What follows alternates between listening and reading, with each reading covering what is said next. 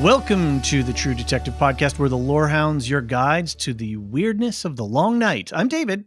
I'm John, and this is our coverage for Season 4, Episode 3 of True Detective Night Country on HBO Max. We're going to start off with our spoiler-filled hot takes, and then we're going to discuss some odds and ends. We'll take a quick break, and then we'll get into a full scene-by-scene breakdown of the episode, followed by some listener feedback.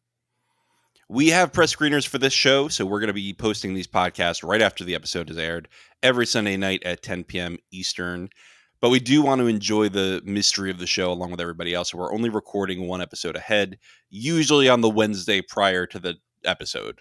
Right. So this means you can still send in your feedback each week. And you can send emails to truedetective@thelorehounds.com, or you can head over to our contact page on our website, and there's a contact form and a voicemail. We've also got a Discord set up where we've got a full channel set up episode by episode, so you can talk freely without having to use spoilers. We even have a live chat that we open up every evening at about 8:45 p.m. and then we close it off at around 10:15. So if you like to second screen your experiences and you want to chat with other folks while the show is live, 9 to 10 o'clock on the Eastern time zone, join us there. It's a lot of fun. Check us out on Patreon. Subscribers get early and ad-free access to all of our podcasts, but they also get David's Detective's Notebook, where you can go onto his Notion page. He puts character guides and clues and all these wild sources. It's been a big hit, David. I don't know if you know that, but the downside is that Notion doesn't show me, like, I don't get the little hit counter like we had back in Internet 1.0, website 1.0. Yeah. But yeah, people seem to be enjoying it, so that makes me happy. Yeah, we've been getting a few patrons coming in for the season, and somebody even emailed us and was like, "Hey, having some trouble accessing it. How do I get it?" So I'm glad people are coming for the Detective Notebook, because you've been doing a great job putting it together. I referenced it tonight when I was watching the episode. Okay, very because good. I was like, I don't remember if this person's name is. You know what it was? It was somebody with two last names. It was Ray Clark. I was like, is that the same person? Right. And it was. Thanks to the Detective's Notebook, I was able to track it down. Anyway. Quick shout to Josh the Black, who made some suggestions today. So I even made some real-time improvements. I was able to reorder the character guide so that it's broken up by episodes, but then it has more, it weights towards sorting the characters by importance. So all of the key characters are sort of listed first, and then the secondary characters. And I've added some information. I've got a working theory on something right now, and so I was added some stuff to the bio page. So yeah, it's evolving as we're going, but it's a lot of fun. And special thanks to Josh for getting in touch with me and helping me work out some a different formatting for it. Cool. By the way, we'll have more information about our Patreon in general, along with notes about our upcoming schedule at the end of the podcast. All right, David. We had a conversation when we were recording a previous podcast, like, why are we still doing spoiler-free hot takes in the middle of the season? Let me X out the word free in our outline. We're done with spoiler-free. If you've not watched episode 3 of True Detective Night Country, be gone with ye, watch the episode and come back. Or if you want to be spoiled, then you know what? I can't dictate how you live your life. That's right. Enjoy yourself. I think it was helpful for the first couple of episodes for people who might not yet have seen the stuff and wonder, like, what is the show about? But you're right. Yeah. It's time to unfetter ourselves and to talk full of spoilers. Yeah. So David, oh, you're going to ask me. I thought I'd give you time. Yeah. Oh, all right. Honestly, this was my favorite episode of the season so far. Cool. I think, I was not super hot on the show for episode 1. Mm-hmm. I was like, I don't know if this is a show for me, even if it's a good quality show. This episode 2, I was starting to get drawn in. I was getting reeled in, and I think I'm here. Unlike Kavik, I've been successfully reeled in by HBO on this show. Very good. On this show. That's great. And it's great. I thought that it had a very followable, a very easily followed story. Uh-huh. I thought that the beats worked. I thought that the surprises were interesting and thought provoking. I did think a couple things towards the end of the episode were a little like, okay, a little Mm-hmm. cringy. But mostly I thought that everything really worked because it was really great at showing and not telling. They were doing a really good job of putting scenes next to each other. And I mean that in the way of a Kurt Vonnegut or even an Andor, where Mm-hmm. one scene leads into another and it Yes. makes a difference, the order, because it makes you Right. think about the theme of the previous scene in a Right. different light. I mean, even just and this is the same scene, so it's a bad example, but I'm going to use it anyway. Even the scene of Danvers talking about the domestic violence victim not being willing to tell the police about, the abuse that she's Mm-hmm. suffering, well also knowing that Pryor Jr. has been assaulted by his dad and won't say anything. That's a good pick. I didn't think about that.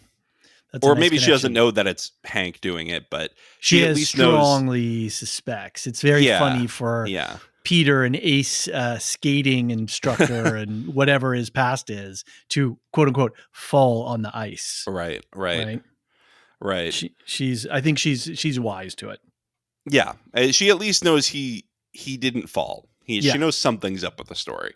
Correct. So, yeah, that was a really great example of showing, not telling, right? Right. All I'm sure that more will come to me as we go through the episode, but I just really loved the construction of the episode and the construction of the arc, the way that one scene led into another, and the way that they brought out a lot of really important social justice themes without ever feeling preachy. Yep. And I loved that. They Yep. examined things without telling me about them. So do you remember, I think it was in episode 1 where I said I'm putting Lopez in alongside of Esmail and what's the other guy's name? Fargo. I'm blanking. Noah Hawley. Noah Hawley, thank you. As directors who can do that, who can in some way deal with a concurrent set of real life circumstances, and however they manipulate that into the story, it doesn't ever feel ham-fisted or too on the nose.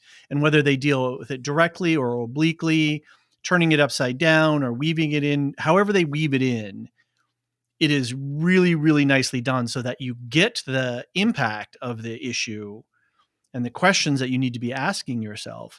And at the same time, you don't feel like you're getting a finger wagged in your face with the Yeah. director or the writer moralizing at you, right? It's So almost a version of the Martin 3-step reveal. And when I'm talking say about more. that, do you know what I'm talking about with Yeah, I know what you're talking about. George But I R. mean, R. in terms of Martin?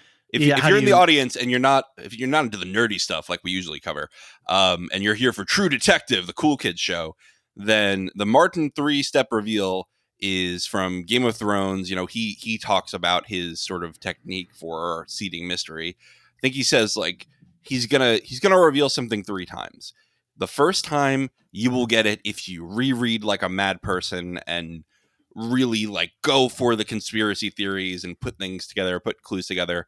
The second time, a lot of people will figure it out. It's made pretty obvious, but it's not explicitly stated. The third time, it's in your face. And I think that when you have a show like this and you have a show like Fargo, they are using the supernatural element as the third step. The supernatural element is the thing that's in your face at the end.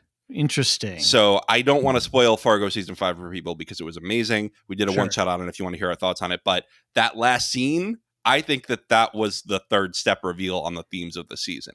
Very even though cool. it was a supernatural thing. I like this. And it's a framework I haven't applied yet before. Yeah. I have a feeling that this season's going to do a similar thing. Uh-huh. And I really like it when they do that. So let's hope. Very cool. What did you think, David? I've been rambling long enough. I thought that this was a banger of an episode. I did my outline. I finished up my outline today, started it yesterday. I was working on it today. And as I take apart the show and look at the construction, as I'm doing my notes and all that kind of stuff, I'm continuing. Well, I cannot speak tonight. I am constantly amazed at the way that they're stitching the show together, and which is what you were pointing to earlier about contrasting scenes together and the way that the energy of one scene will move into the next scene, and how Lopez can take two different issues or two sides of an issue and put them back to back. And that tells us something about each scene. It's just really incredible detail of construction, and I'm super appreciating it.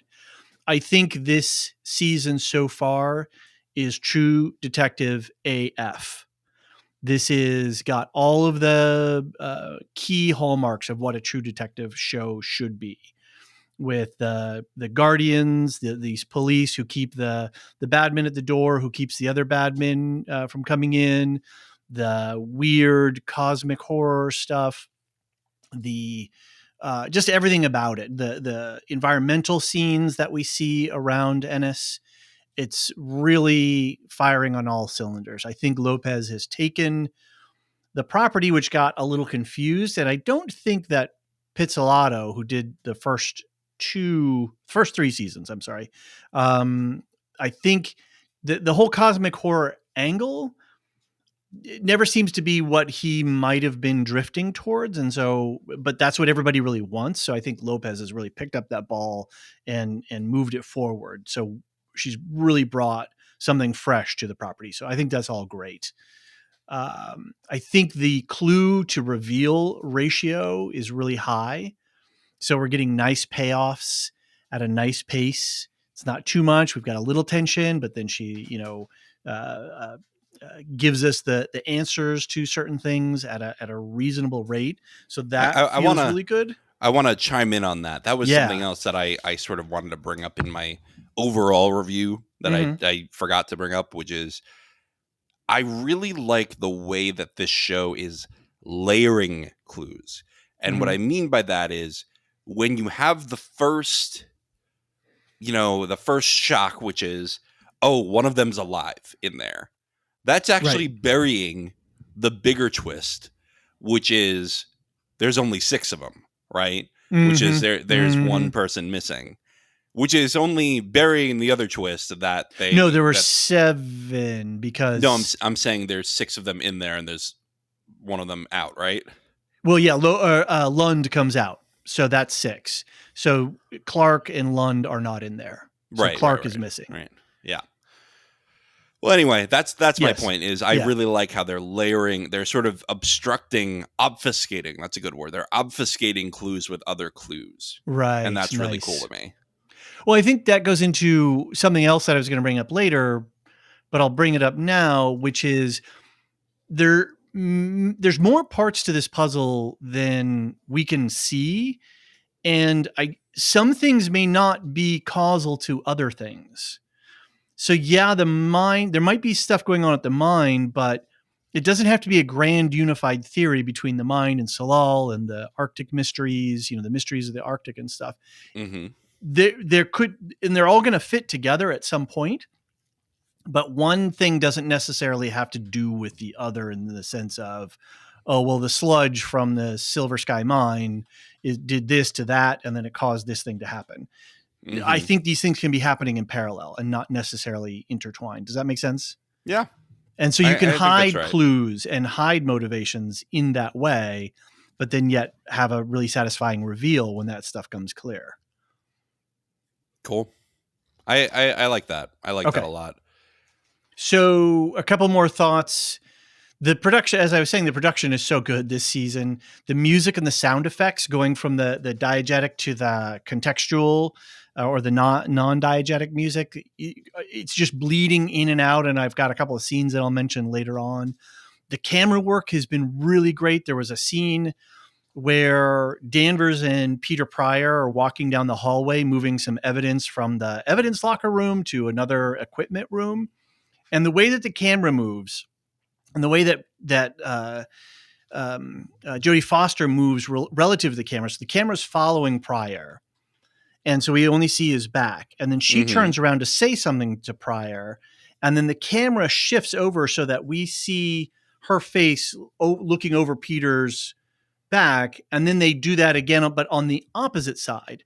So the camera and Jodie Foster were in sync while Finn Bennett, I think is his name, is the Peter Pryor actor, is sort of standing still. And it's this really super dynamic work, but it was you don't even notice it in the moment. It's so good. Yeah. So just really, really wonderful production. And the acting is there's not a flaw. Everybody is right on it. I think it's such a joy to talk about this show. So yeah, I gotta say, this is basically one of the first acting gigs for Navarro, isn't that right? Yes. Yeah. And she's doing a great job. I think that, Amazing. I wouldn't have known. I wouldn't have known unless I Wikipedia'd it. Yeah. Unless I had a detective's notebook to consult. All right, David, I think we both gushed enough about this show. It's safe to say we both loved it. Why don't we get into the episode? But first, maybe read us some notes that you have for us.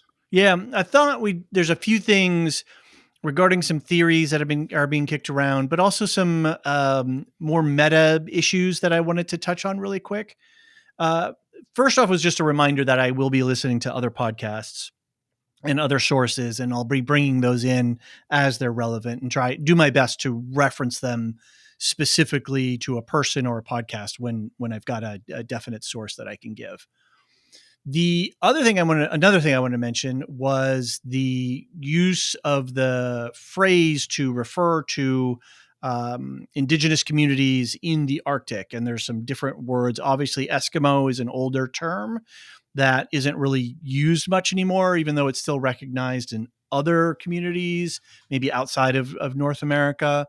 And then there's a word Inuit that is used a lot, but I think that's a more Canadian specific term. Okay. And for the North Shore of Alaska, I believe the most accurate term is Inupiaq.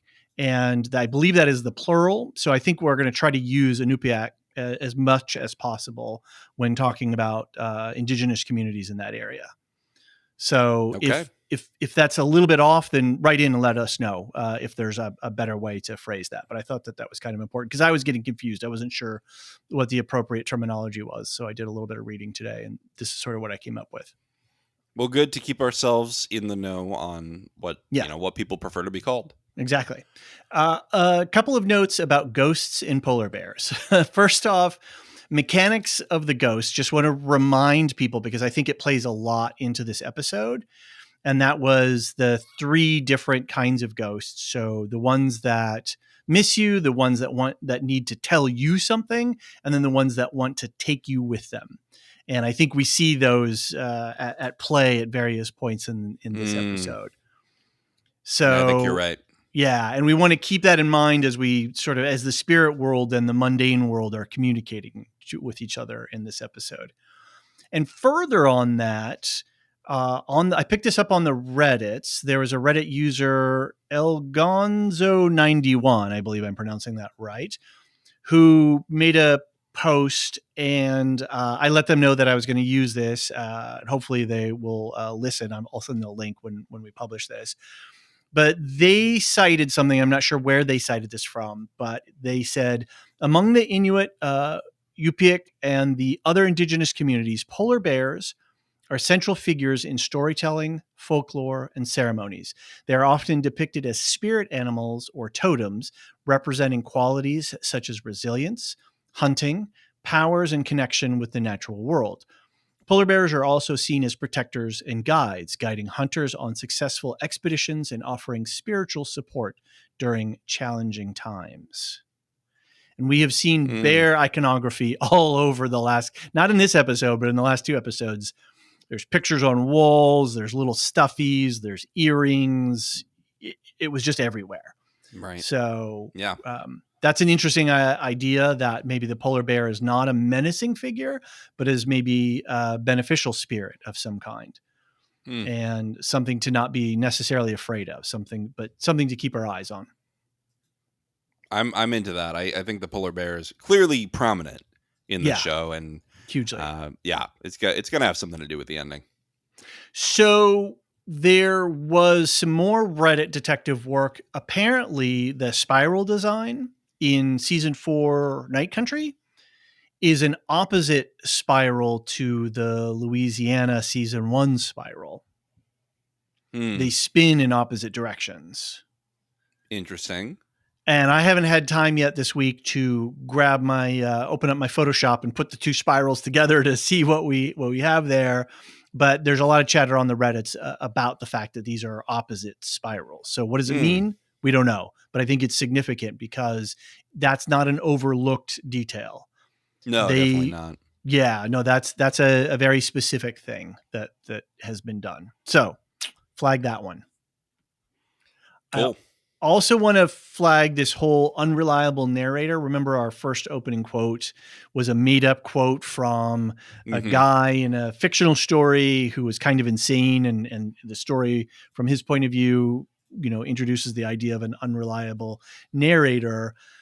And I want to connect that to this idea that I think the concept of a waking dream has been introduced into the show. So we're not always seeing what it really is real in the physical mundane world, but maybe it might be real in some way in a spiritual world, right? But there's some sort of crossover there. So the cross, that was a bit, when Navarro found the cross of her mother, that was a little bit more of a flashback, but still it seemed very real. Certainly Liz with the polar bear stuffy, when she's woken up by a dream and she reaches down and there's the one-eyed polar bear. But then she later finds that polar bear in the box of Christmas decorations. Mm-hmm. So that seems to be a bit of a dream to me. And then, of course, we have Navarro in this episode seeing the child on the ice and then hitting her head, being somewhere else. And then, of course, when Lund sits up and speaks to her. Yeah. Right? Yeah. So which, is that by real? the way, was the part of the episode where I was like, okay. Really? That was the only part where I was like, I've seen this horror movie before. It's just too many times. Okay. But that's a me problem. That's not a show problem. Right. Got it. I thought that just creeped me the hell out. That was Your so mother good. says hello. I was like, all right. Oh, is that Palpy? Did Palpy wake up there? Yeah. So the idea of unreliability, or maybe it's not even unreliable. Maybe it pushes more into waking dreams and then crossing over between spirit world and such. So there's a tearing of the fabric of the boundary there, as Rose points out. So I just wanted to point that mechanic out. I think that's something that's clearly in operation here. Yeah, we didn't even see Rose this episode, so no, what we a don't. shame. Yeah. And then, like I said before, I think the last thing was just that more than one thing can be happening. So the mine and the research, is it, prions, or did they dig up some ancient ice artifact that's making everybody crazy or whatever? Those could be both simultaneously happening, and they're not necessarily connected to each other, right? Yeah, they're both occurring simultaneously. I would really enjoy if any red herrings are not just random, but instead connected to another conspiracy that's just by coincidence being unearthed here. Yes, exactly. That would because be cool. It makes the world more whole and realistic seeming. Yeah. Like if Hank Pryor did cover this up, I would love for it to have been because of the mine, because he wrongfully assumed that she died because of the mine or something like that. A mistake of assumption. Or McKittrick called him up and said, "Hey, look, this is getting all out of hand. Can you just make it go away?" And and then he's got a nice Christmas bonus or something, right? That's yeah. And the mine didn't actually murder, like it was just a normal, bureaucratic cover up, right? It's just like, oh, this is getting out of hand. Let's tamp it down. Yeah. Right. That doesn't have to be a grand conspiracy, right? Right. So, speaking of grand conspiracies, I do have a working theory about a particular piece of the puzzle, and I don't know when we want it, because there's nothing directly in the scene by scene this week that I could tie it into. What's your theory? Okay. So we know that Blair, the woman who was the victim of a domestic violence assault at the beginning of episode 1, that she has lost 2 fingers, supposedly Mm-hmm. while working at the crab factory, right? Yep. And I picked up this clue from the Bald Move guys. I believe Aaron called it out on their podcast that came out the other day. And I clocked this clue, but I didn't connect the 2 things during the early part of episode 2 when Peter Pryor and Danvers are on the bleachers of the ice rink and they're talking about the different clues and looking at different photos and stuff. Peter reports that they were able to pull a palm print off of some of the clothing from the corpsicle. And then they have a photograph of it and they show the photograph for a second. And I've got that in the detective's notebook. And I've also now put this on Blair's page because of that photo of that palm print, 2 fingers do not appear very clearly on that palm print. I like it. I like it. Keep it going. So going forward from there, and then we've got the spiral on Lund's forehead, right? He didn't draw that on his head. And Right. when Navarro goes to confront B, the other woman who is at the crab factory, I believe her name is B. I'm getting that from IMDb. I'm making an assumption there, but I'm pretty sure that's her character name because I don't think we've heard it on the show. Navarro shows her the photograph of the spiral. She says, "Oh, what's this? Crazy stuff. Blair, take a look at this." And then Blair's like, no. And then she walks in front of the camera and there's like just that, this is sus, right? She's giving a sus reaction to what she did, even though she's trying to play like, I've never seen that devil's. I forget. They use the words devil, cult, and a bunch of other words. I don't have the quotes in front of me. So here's a thought that regardless of however they actually died, there are some bodies that need to be dealt with. Their current corpsical position doesn't necessarily have to do with how they died or why they died or how they got there. But however they got there, right? And the clothing's folded up in a ritualistic way. And that's a hallmark of True Detective, is sort of this ritual murder thing. So a working theory that I have is that Blair was involved in at least getting the bodies to where they are now and creating some sort of maybe ritual out of this to appease Sedna. So the mythology of Sedna is, and that was the young girl in Arctic culture, various different stories. Her father cuts off her fingers. The fingers become all the sea creatures. And she's a little bit of a wrathful, vengeful goddess. And hunters appease her to have good hunts and things like this. And you've got to make sure that she's mollified. Well, maybe there was some sort of thing of let's use some witchcraft and try to tamp down Sedna because she's really pissed at us right now. And we'll sacrifice, we'll use the bodies of these scientists as some sort of ritual, in some sort of ritualized way. So that's one part of one theory that I'm holding in my mind right now.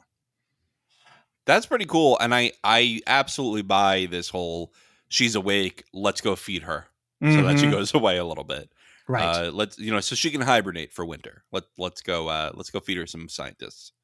And she could be different things to different people, the same phenomena, but as we perceive it from a science point of view, from a town point of view, from an indigenous community point of view, she could be various things, but all sort of still pointing at the same center of the circle. And so how we appease her, how we deal with this, maybe I'm going to pursue some ritualistic way, or I'm going to do some science-y stuff or something. Right. I see that. Maybe it's a dead husband like Travis. But yeah. Exactly. Yeah. Cool. Okay. Well, David, we're a half hour into this podcast. As usual. We've got to get into a scene-by-scene recap. Let's take a quick break. When we get back, we will do so.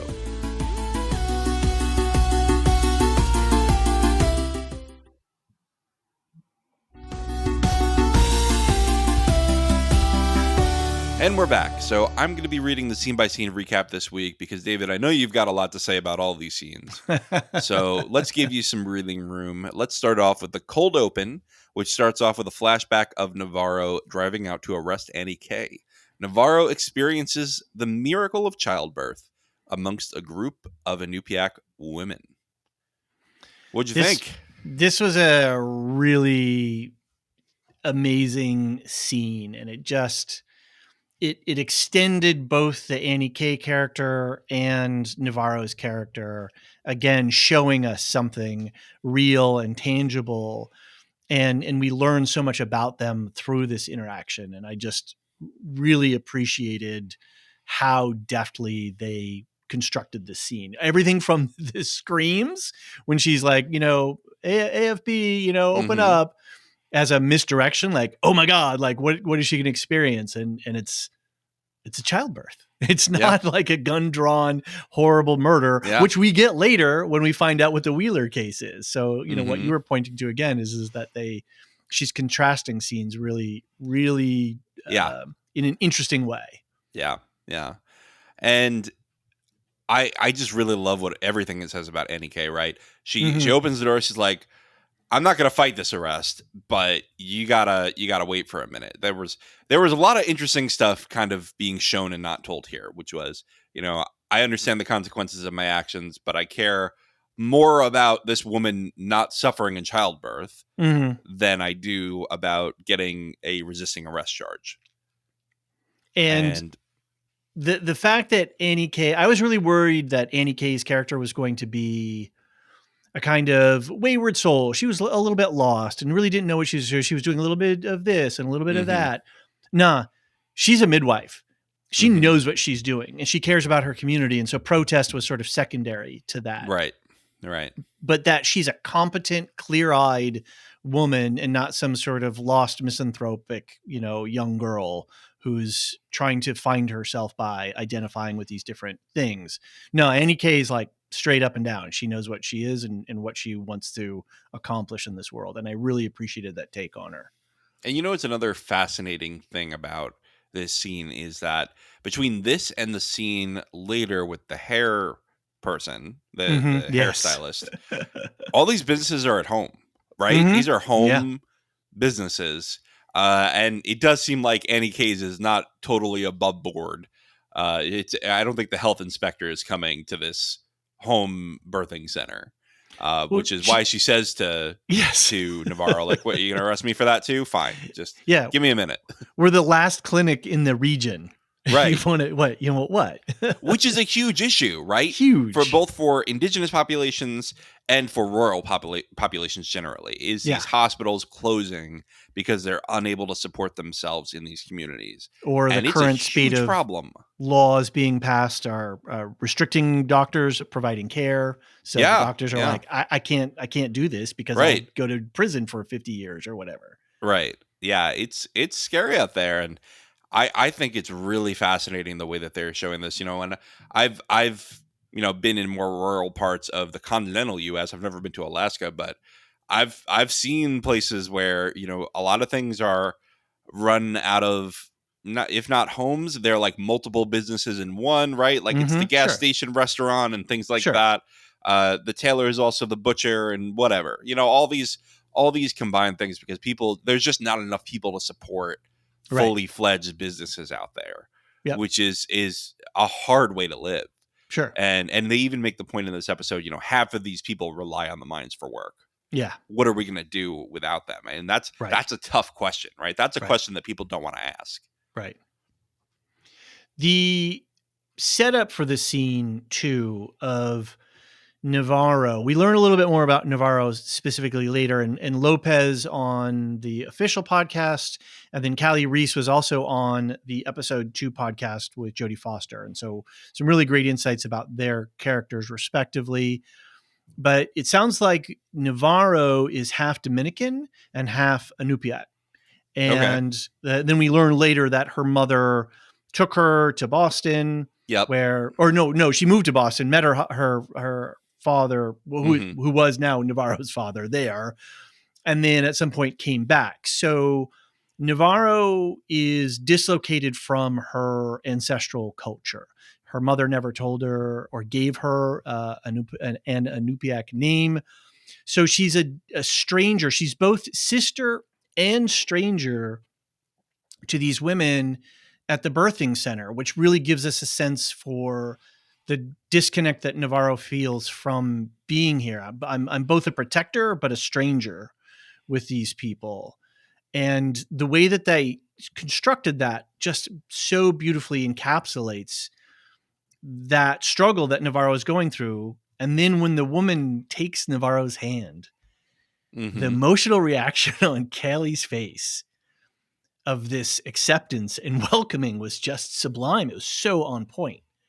Yeah. And she's just amazed at watching this birth happen in front of her. And then she's being welcomed in as a sister and a cultural member, even though she feels so isolated and dislocated from her ancestral culture. And one has to think, there's two thoughts I have here. First of all, one has to think, what would have happened if she had just arrested her there before she could have done it. This woman, Annie Kay, needed to resuscitate the baby coming out. Good point. I didn't think about that. And later we learn of a stillborn. Yeah. So obviously this is, a problem. Yeah. And Annie Kay is not there to save that stillborn, right? She's passed away. So Annie Kay's absence has an impact on the community. Not that the baby necessarily would have lived had Annie Kay been there, but it highlights the issue of proper maternal care, right? Where something could have, whereas borderline and without a competent medical staff, trained, whatever, midwife or nurse or doctor or whatever, but people midwives know are what licensed in a lot of states. Sure. I think in all states. But whatever the I don't title, know. Right? You have been trained and you understand what it is to do to manage these issues. I don't know if she was licensed, but she certainly was competent. She knew what she was doing. Right. And she had the nerves to handle that stressful situation. Yeah. With the mother like, where's my baby, yo? Yeah. And she's like, I just got to focus. Right. And she just coldly points back to Navarro and gives her hands and says, all right, let's do this then. Yeah. Which they cut, by the way. Did she arrest her after that? It's not they completely cut the clear. But then or put the cuffs on her. Obviously she was arrested, but did she put the cuffs on her? That's a question. But then that puts Callie to Navarro in this sort of slightly shameful position. Like, you just saved a baby's life and now I have to treat you like a criminal. And I'm the executioner of, I have to execute the law here and I have to follow procedure, which is to put you in handcuffs, Yeah, it's sad. The other thing I wanted to say was this scene was so well contrasted with the experience of Leah later at the protest, where Leah's having this really religious experience, and you could see she's kind of as resistant as I almost said Callie, but as Navarro at first. But you see her by the end of the scene embracing it. Yeah. Really, closes her eyes. She's ready to do it. So many great little transitions here. I could go on and on, but we'll have to save some of them for the later scenes. Save it for later. The last thing that I'll point out is that the women singing is both diegetic and complementary. That's a way of saying non-diegetic. So we're getting an oral context outside of the scene that gives us the vibes of the scene, but yet that the music coming out of the scene that's being sung by the women in the scene connects. So, I just had this thought. I mean, that's this whole idea of this liminal space that Lopez says that she's specifically working on, is like, okay, here's this world out here, down here, and then there's this world out here. And the music is taking us across that transition between, hey, we're out here watching the show and we hear context music, but then we hear in-show music, and then those two things start to bleed together and we don't know which is what. So, that's cool. Yeah, that's cool. Okay. Let's move on. We return to the present, December 22nd, the 5th day of the long night, and Navarro watches as Hank rallies a mixed posse of locals and law enforcement to hunt for Clark. Can I ask you a question? How many days into the long night do the White Walkers come? Like, how long does Jon Snow have to prepare Ennis? Where's the wall? Yeah, we Where's the need an ice wall? dragon. We need an ice Where's the dragon. wall? The wall is at is the Night Watch the scientists? Are they just Those are the maesters, though, right? Aren't are those they the the maesters? maesters? There you go. Yeah, There you yeah. go. They're playing with strange magics. Fair enough. Fair Okay. enough. Did you do you know the whole oranges thing from The Godfather? Da da da da No. da. Oh, that there's an orange in a scene where people die. Yeah, and Is that a then thing? other filmmakers use that and sort of play and riff and play on it. Yeah. We talked. I only know about this. I didn't really watch all those, but we only talked about this in the White Lotus in season Yeah, 2, that's and I right. think it That's meant right. nothing in the end. It was just like kind of a spoof on the fact that they had That they Michael. right. What's his last name? Imperially. Imperioli. Yeah, Yeah. yeah. They had him, and I think they were just playing with it. So one of the local yokels, as he's getting out of the truck, his bag tips over a little bit, and a couple of oranges roll out. Mm-hmm. And then Callie picks one up and then puts it in her pocket. And then later we have the scene where she throws it and it comes back to her. So Evangeline, right? Yes, We have Evangeline. I did it last scene. You have to do with this scene. What did I just say? You said Callie. Oh, You sorry. using Yeah, her Callie actor Reese. name. Yes, I'm thinking of her. Evangeline, yeah, does that. So that was just clearly. And then in the credit sequence, there are 2 oranges. One in one of the very early on in the beginning of the scene, there's like a bathtub, and then it shows like the liquid in the bathtub. And then the next scene of the credit sequence, there's an orange rolling across the road. And then later on, towards near the end, there's an orange peel that is also featured in there. So, and I believe I didn't hear it directly, but I've heard people talk about it, that Lopez mentioned something about this. So I don't know if it's just Lopez having fun and doing a wink and a nod, or if it's going to be consequential or not. If it's going to actually be determinative on the plot. That's interesting. I can't analyze the credit sequence because I'm too busy rocking out to Billie Eilish. Okay. It's a great song. I'm too busy headbanging. Nice. Very good. Hank is really an asshole with this. Let's go find this motherfucker. Whatever he says. Right. It's we don't even know that this guy is the perpetrator yet. He could be as much a victim as everybody else. Right. Exactly. Armed and dangerous, and do we want him alive? That's a tricky bit too. Yeah, and he says, "Do we?" So clearly setting up for Hank as a very black and white, simplistic law and order man. If you're or not is doing he what trying I to cover say, this up too? Yeah, agreed. He just wants to put it all to bed and go back to normal. Right. Yeah. Much rather put a bullet in it than he would put it in a cell like the case closed. Drunk driver. Right. Yep. Put a bullet in Clark. Case closed. Everything goes back to normal. And my new bride comes and we're happy in my blue living room. Yep. And we got to remember that Hank, as far as I know, is a captain. He wears captain's bars. And so that means he's a command rank. That means he has authority and jurisdiction. And as we see later, he's threatened by Danvers with like a demerit report, sort of. Yeah, a report. And he's like, screw you, right? I can throw as much shit back at you as you want to throw me. So you can't just fire him. You can't just get rid of him. You can't just tell him what to do. He's not subordinate. He is a senior rank. And so he can invite these local yokels to come to some degree, right? Right. So Danvers can't just fire him. Civil service. Get rid of your hillbillies. She says several times. Right. I like that she pitches the line to his son, and his son, she knew he wasn't going to actually say it. So she comes in, goes, now get rid of your hillbillies. It's like, all right, I tried to script it, but it didn't work out. We talked about the opening credits a little bit with the orange. So let's move on to at the police station. Danvers tries in vain to contact Hank. Peter updates Liz on various operational details, and they begin the process of reviewing the evidence from the trailer. Danvers wants Navarro temporarily assigned to the case. Peter asks the question, what happened on the Wheeler case?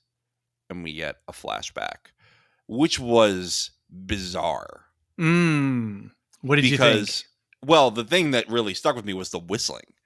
And Yes. it's Yes. contrary to what she's saying, and I don't know if it's that she's lying or if that was like a supernatural or hallucinogenic thing that was happening with her. No, I think they straight up murdered that dude. You think so? Totally We found him extrajudicial dead. killing. Yep. Okay. And yep, they were Wow. like, F this shitbird. He's, and she recites the long series of problems with this guy, and they knew where it was Mhm. going, but legally their hands were tied. And here they were in this situation, and they They staged it manufactured it. as And he shot himself. yep. Hmm. And this is not unlike a major scene from season 1 where the two principal detectives do a similar thing. I won't go into it because if you haven't seen this season, I don't want to spoil it, but they do at some point concoct a fictionalized story of something that really happened and Mhm. stage the evidence so that they're in the right, knowing that people aren't going to dig really hard, that they're going to see, yeah, it all looks about right. Cool. We take your story. You guys are Mhm. good people. Here's a hero's medal, da, da, da. Yeah. And in this scene, I figure they staged it, but I think they totally popped the dude. Yeah. Yeah. And Well, that is a true detective hallmark right there. This flashback, the doing something a little bit naughty, and again, it's this whole thing of I'm a bad man and I keep the bad men from coming in. I forget what the exact line is, but that's what I believe Rust Cole says in season 1 is like, hmm. yeah, we keep the scary stuff out, and to be able to do that, we have to be a little bit scary and naughty ourselves. Yeah. I really like the banter between Peter and Liz. I think that that's really fun and kind of leads into the whole Mrs. Robinson joke later. Right. Yes. And I don't buy that that's an actual thing, but I think that it was more of like I think the thing later was more like, well, how dare you say that about me? I'm your boss. Hmm. It wasn't that he was saying a truth because Right. obviously she's not interested in him. I did love her line. I hate everyone. I hate you. It's truth. It's the total truth. And that's so interesting. I think she and Navarro both are just so married to the job that they're just Mm. like, okay, everyone's gonna hate me, and I have to be okay with that. And I think it's rubbing off on Peter a little bit. Later on when he's talking to Kayla. Hmm. Yep. And Yep. in Yep. not Yep. a great way. We Yep. don't love a workaholic, and we don't love somebody who can't take care of his family because he's so married to the job. And she specifically says to him, I didn't marry a cop. And he's But like, but I want to be a cop. What yeah, if I wanted to be a cop? and the way that he says, well, maybe I don't want to be goofy, right? Right.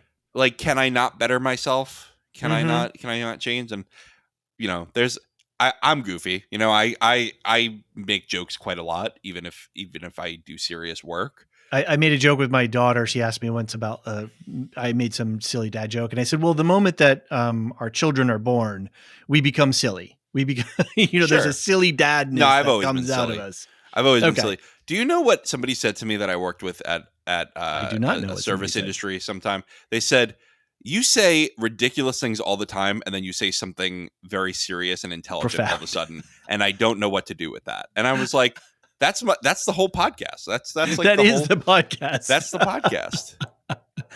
That is absolutely our shtick for sure. 100%. But I wanted to point out something additionally about the Navarro Danvers dynamic and relationship, which I don't know if we're as smooth as they are with our maneuvers with the microphone.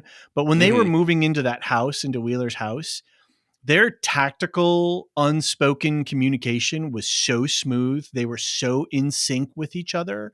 It was scary. Obviously, the actors had rehearsed that scene, but the way it's presented to us is that Danvers and Navarro are tight, and so whatever went down with that Wheeler case pushed them apart so hard. And then earlier, Danvers was like, no, I do think you want to work with me. That's I do think so. There's and this is something that Lopez has said, that there are forces that are pushing them apart, but also forces pulling them together, and that tension is what is interesting and fascinating about the relationship between these two women. So who do you think shot Wheeler if it was either of them? I kind of feel like Danvers did it. I don't think so. I think Navarro You think did it it, was and that's why Navarro? she got transferred away. Okay, she didn't get transferred away. She was asked. They agree. It was like, and Trooper isn't a downgrade. Trooper Sure. is at best a lateral move, but she's got a lot more responsibility as a lone trooper than she does as a police department person. But she said, what does she say? You transferred me, or when you transferred, like there's some, it was, I think they agreed. Maybe it was, But that's what I mean. Like, was there a quiet, like, because like it was, yeah, I agree. You hear about that in police and military and things like that, where like somebody fucks up bad. Right. But somebody else was looking out for them. Right. And so they're like, I can't have you working here anymore where there might be witnesses. I'm going to send you somewhere else. Yeah. The quiet transfer, right? Exactly. Which is a problem. It's a big problem. I'm not defending this practice. I'm just speculating on what might have happened. And I think if it was Danvers would have left. But she could take, I don't know. It's a whole, we could have a write in or come on the Discord and talk about it. Cause I think there's some really good debatable points. And I think it's really fascinating to think about. And it's a great way to examine their characters, their relative character traits, and who could take the heat, who could actually pull the trigger. Navarro has prior wartime experience. Danvers, what happened at that point? Was she already suffered the tragedy of whatever happened with her? Was she already sort of that hard woman? Yeah, I think there's some really interesting facets to examine with that question. And of course, Danvers gets in her little quip. She's going to call immigration on the Russian Order bride, right? Which, quite honestly, ineffective. She could just get a rowboat and she could be back there in 15 minutes. Right. They're in Alaska. See it from your house. Yeah, what was that? Sarah Palin said that? Yeah. I could see Russia from my house. Yep. Silly. Just like the joke I'm making now. All right, let's move on to out on the ice. Navarro throws her orange and the orange comes back. She gets a radio call, and then her and Danvers start examining the trailer evidence. There's a montage. Oh, I'm sorry. You want me to say this dramatically, I see in the notes. I'm going to leave this in. Montage. There you go. Well, we get flashbacks and montage. It's always funny. Montage. Okay. They develop a lead based on Annie's hair dye. I like that. What I liked most about the scene was that I think Danvers was impressing Navarro. I think that Navarro forgot how sharp Danvers is. Right. And Navarro sees her as this like old time cop, just racist. Yeah. Which she is. I will say Navarro's racist between Russian Order bride, her stuff with the indigenous community. Did I say Navarro? I meant Danvers. Yeah. I'm sure. Anyway, my point is Danvers is definitely racist. She said a bunch of problematic things throughout these few episodes, including the Russian Order bride thing that I just said. But I think that Navarro forgets that she's a really competent cop, right? Yeah. And this whole, I'm not playing your game. I'm not playing your stupid questions game. Mm-hmm. I think, first of all, I think that's why she, as much as she says she hates Peter, I think that's why Danvers likes hanging out with Peter, because Peter will indulge her. Peter will absolutely let her be her most self-indulgent. And he's good at it, and he gets her praise by doing it. Right. And that feels good, as you were saying in episode 1. Like, she's the kind of boss that when she gives you praise, dang, it feels good, and I want some more of that. Yeah. Yeah. Either that or she's sending you boomer texts in all caps. Ouch. Who's Mrs. Robinson? Yeah, I did know that reference. Oh, good. So don't worry. I worried for you. Mostly because I absolutely love Simon and Garfunkel, so I know that whole deal. Got it. So the orange thing, I think, is the first case of is this a waking dream? Is this, crossing over to spirit world? Did it really happen? Or, what's going on there? And I think it has to do with one of the ghosts that she's going to meet later. And whether physically a bundle of atoms that we would call an orange came rolling back, or it was this tearing of fabric and this sort of crossing over to the spirit world, it doesn't matter, because for Evangeline, it did occur, right? From her point of view as an observer. Mm-hmm. So I just want to hang these things. I think they're priming the pump for, this kind of stuff to keep happening through the rest of the season. Cool. The song that they do the montage to is Sing Sing by The Bones of J.R. Jones. That's what a name. Yeah, I know, right? And again, a really interesting character moment is Danvers and Navarro standing back to back in the middle of the circle of all the evidence that they've ruled out, that they've laid out for each other. And even though Navarro hasn't been working with Danvers for a while, she falls right into it. And she's like, okay, let's do it. Get the gloves on. And they go, and they both know they've done this enough together in the past that they sort of pick up from where they left off. And Navarro knows how to work with Danvers silently, right? Without any, well, this is how I like to work, and this is what she would do. Navarro just picks it up and goes with it.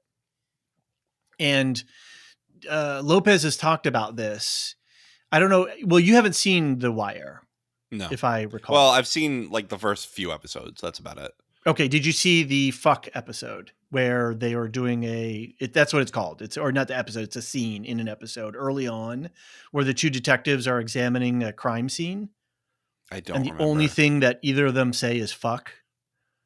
I don't remember. I don't think so. I think that would have stuck out to me. Okay. It's a brilliant scene. It's Bunk and McNulty examining, trying to figure out where a shooter stood to murder a witness. And all they say, they work the entire crime scene. And the only thing that they do is use the word fuck as this, all nouns, verbs, subjects, conjunction, everything. Sure. And it is absolutely a hilarious, but eye-opening scene. And I think in some ways this is a callback to that. And I think Lopez has actually said that, The Wire is something that has an influence on her. So after they kind of figure out the hair dye thing, and obviously that Clark and Annie were in a seemingly happy relationship, the issue of Ted comes up, and Navarro points out to Danvers that everybody knows. Yeah, that was great. And I think that, again, the way that they're constructing these scenes in this episode in general, it's really great how they're talking about a secret relationship. Mm-hmm. And she's like, why would anyone hide it? And Navarro's like, why do you hide it with Ted? But we see the deflection of Danvers going like, oh, you still fucking Kavik? It's really, it felt very like a low blow, that one. Sure. Right? It just felt like she was picking on her for a partner. And at least the Ted thing was relevant to what they were talking about, right? Right. Why would you hide a relationship? You're hiding a relationship. Why do you hide a relationship? Navarro doesn't hide her relationship with Kavik. She just doesn't talk about it. She doesn't advertise it. Right. But like, she's not slinking around through the back door necessarily. Right. Where Danvers is trying to do that. She's going right through the front door of that fishing hole. That's right. Fun. So they go to the hairdresser, Susan, who was friends with Annie K. Susan's daughter gets scared and Danvers makes friends, and mac and cheese, of course. We learn that Hank buried evidence on the Annie K case. Great song in here, Like I Do by Georgina Birch. Again, the music, it starts complimentary first and then goes into diegetic, and then the police radio cuts in, and then so we know, and so does Susan, that this isn't just some other customer walking in, but the cops are here. Yeah. Because there's a very distinctive sound of a police radio squawking, right? Just, Mhm. again, beautiful episode construction and amazing editing. And what a fun good cop, bad cop scene, right? Right, Where right, you have right. Navarro being like, why didn't you tell me about anything? You lied to me. And then at the same time, you have Danvers going, come on, kid, I'm bringing you in the kitchen. And We're talking about by Puddles the the way, unicorn. yes, Puddles the unicorn. And she's really great at, she has the kid use her executive function. Like she brings her into an activity, so her mind pivots away from emotion and being Right, upset. right. Really good parenting technique over there. So Danvers, she could do something. So complexity, right? Danvers isn't just good cop, bad cop, tough bitch cop, wounded, woman suffers tragedy cop. She's she's all of these things and more. Right. As we all And are, right? We are we all all many are. different people in one. Yeah. And I really like the way that, again, they showed me, right? They show me her having her stir the mac and cheese. Okay, stir that. You're not telling me. It's not like Navarro goes, I know you're good with kids, so you take her in the kitchen, and then that's the last we see them, right? Which so many other shows would have just done that. Right. Yeah, come on, You're good come with on, kids. kid. Just go ahead. Yeah. Yep. Really, really good stuff. I love that the customer was still in the kitchen, like listening to all of this stuff, making small talk, and she can't go anywhere because her hair is being, they have to wait for whatever that the treatment is to finish affecting the hair. So right, yeah. And of course we get the twist in the scene with Oliver that we have. There's a ninth member of Salal that we just never knew about. Right, the equipment engineer who left before Annie died. Yeah. Before we'll get to that later because obviously we have the conversation with him later. Did you think that the blue hair dye, because the way I was connecting the blue hair dye, that Navarro knew that is because her sister Jules currently has blue hair? Yeah, I did think about that later. Okay. And maybe that's the case. Maybe she knows, where to go for the hair dye. But it does sound like Navarro had previously known this woman and had questioned her about Annie K. Right. So she knew, like, okay, if she was getting her hair dyed, it was here. Let's go talk to her. Yeah, I think that might just be a coincidence, or maybe it's not, but it's related for a different reason. It just buttresses her leap of intuitive logic there, or not intuitive, deductive reasoning there. She's like, oh wait, there's a hairdresser. How many hairdressers are there's probably a dozen of them. Yeah, who knew Annie? This one. Oh, and da da da da. Right. Mm-hmm. She figured it out. So Annie had the tattoo first and showed it to Clark. And then this relation to the dreams was spooky. Yes. So she was dreaming of it, got the tattoo, and then it stopped the dreams. Mm-hmm. And that was all the way back in high school. So she's had that tattoo for a long time. Yeah. So something in the spirit world was speaking to her, and she, according to Susan here, if Susan is to be fully believed. And then Clark got the tattoo himself out of grief 4 days after Annie was murdered, if I'm lining up the facts right. Yeah. No, that's right. Okay.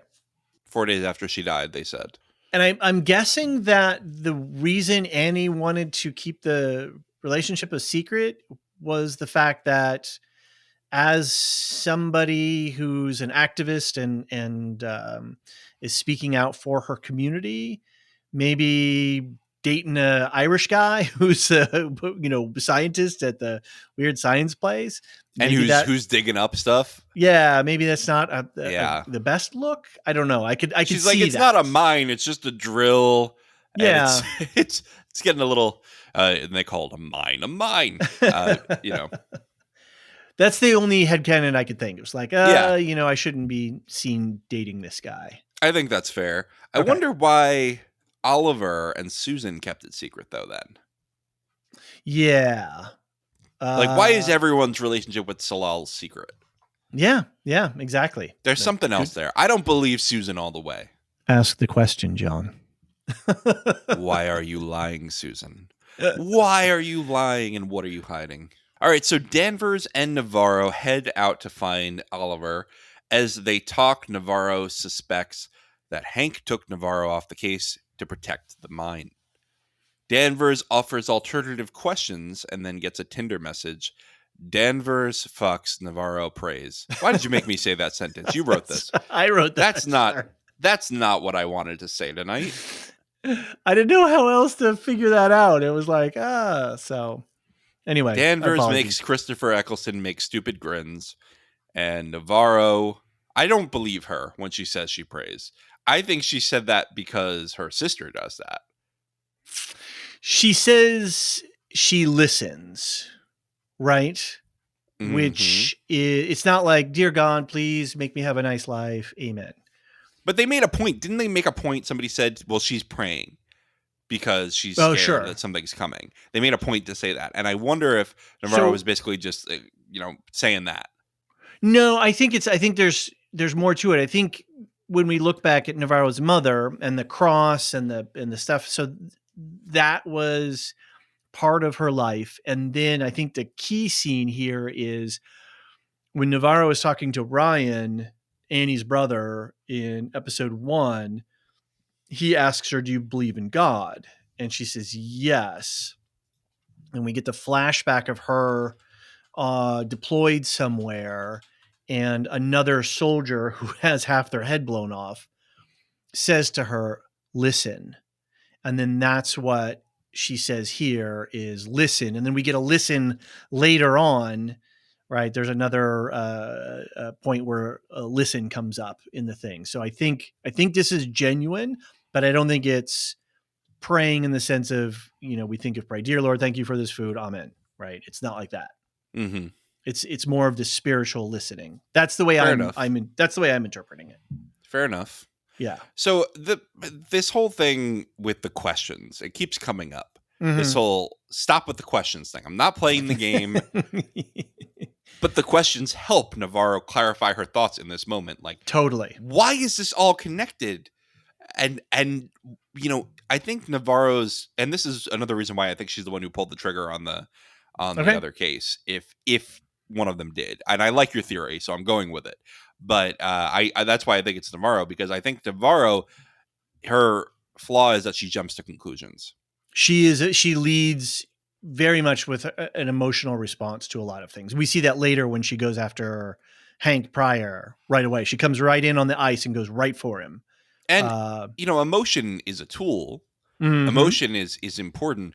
We investigate, certain crimes solely because of like harassment Mm-hmm. is based on emotion solely. Mm-hmm. Crimes of passion, right? That's Right, emotional right, right. crime, right?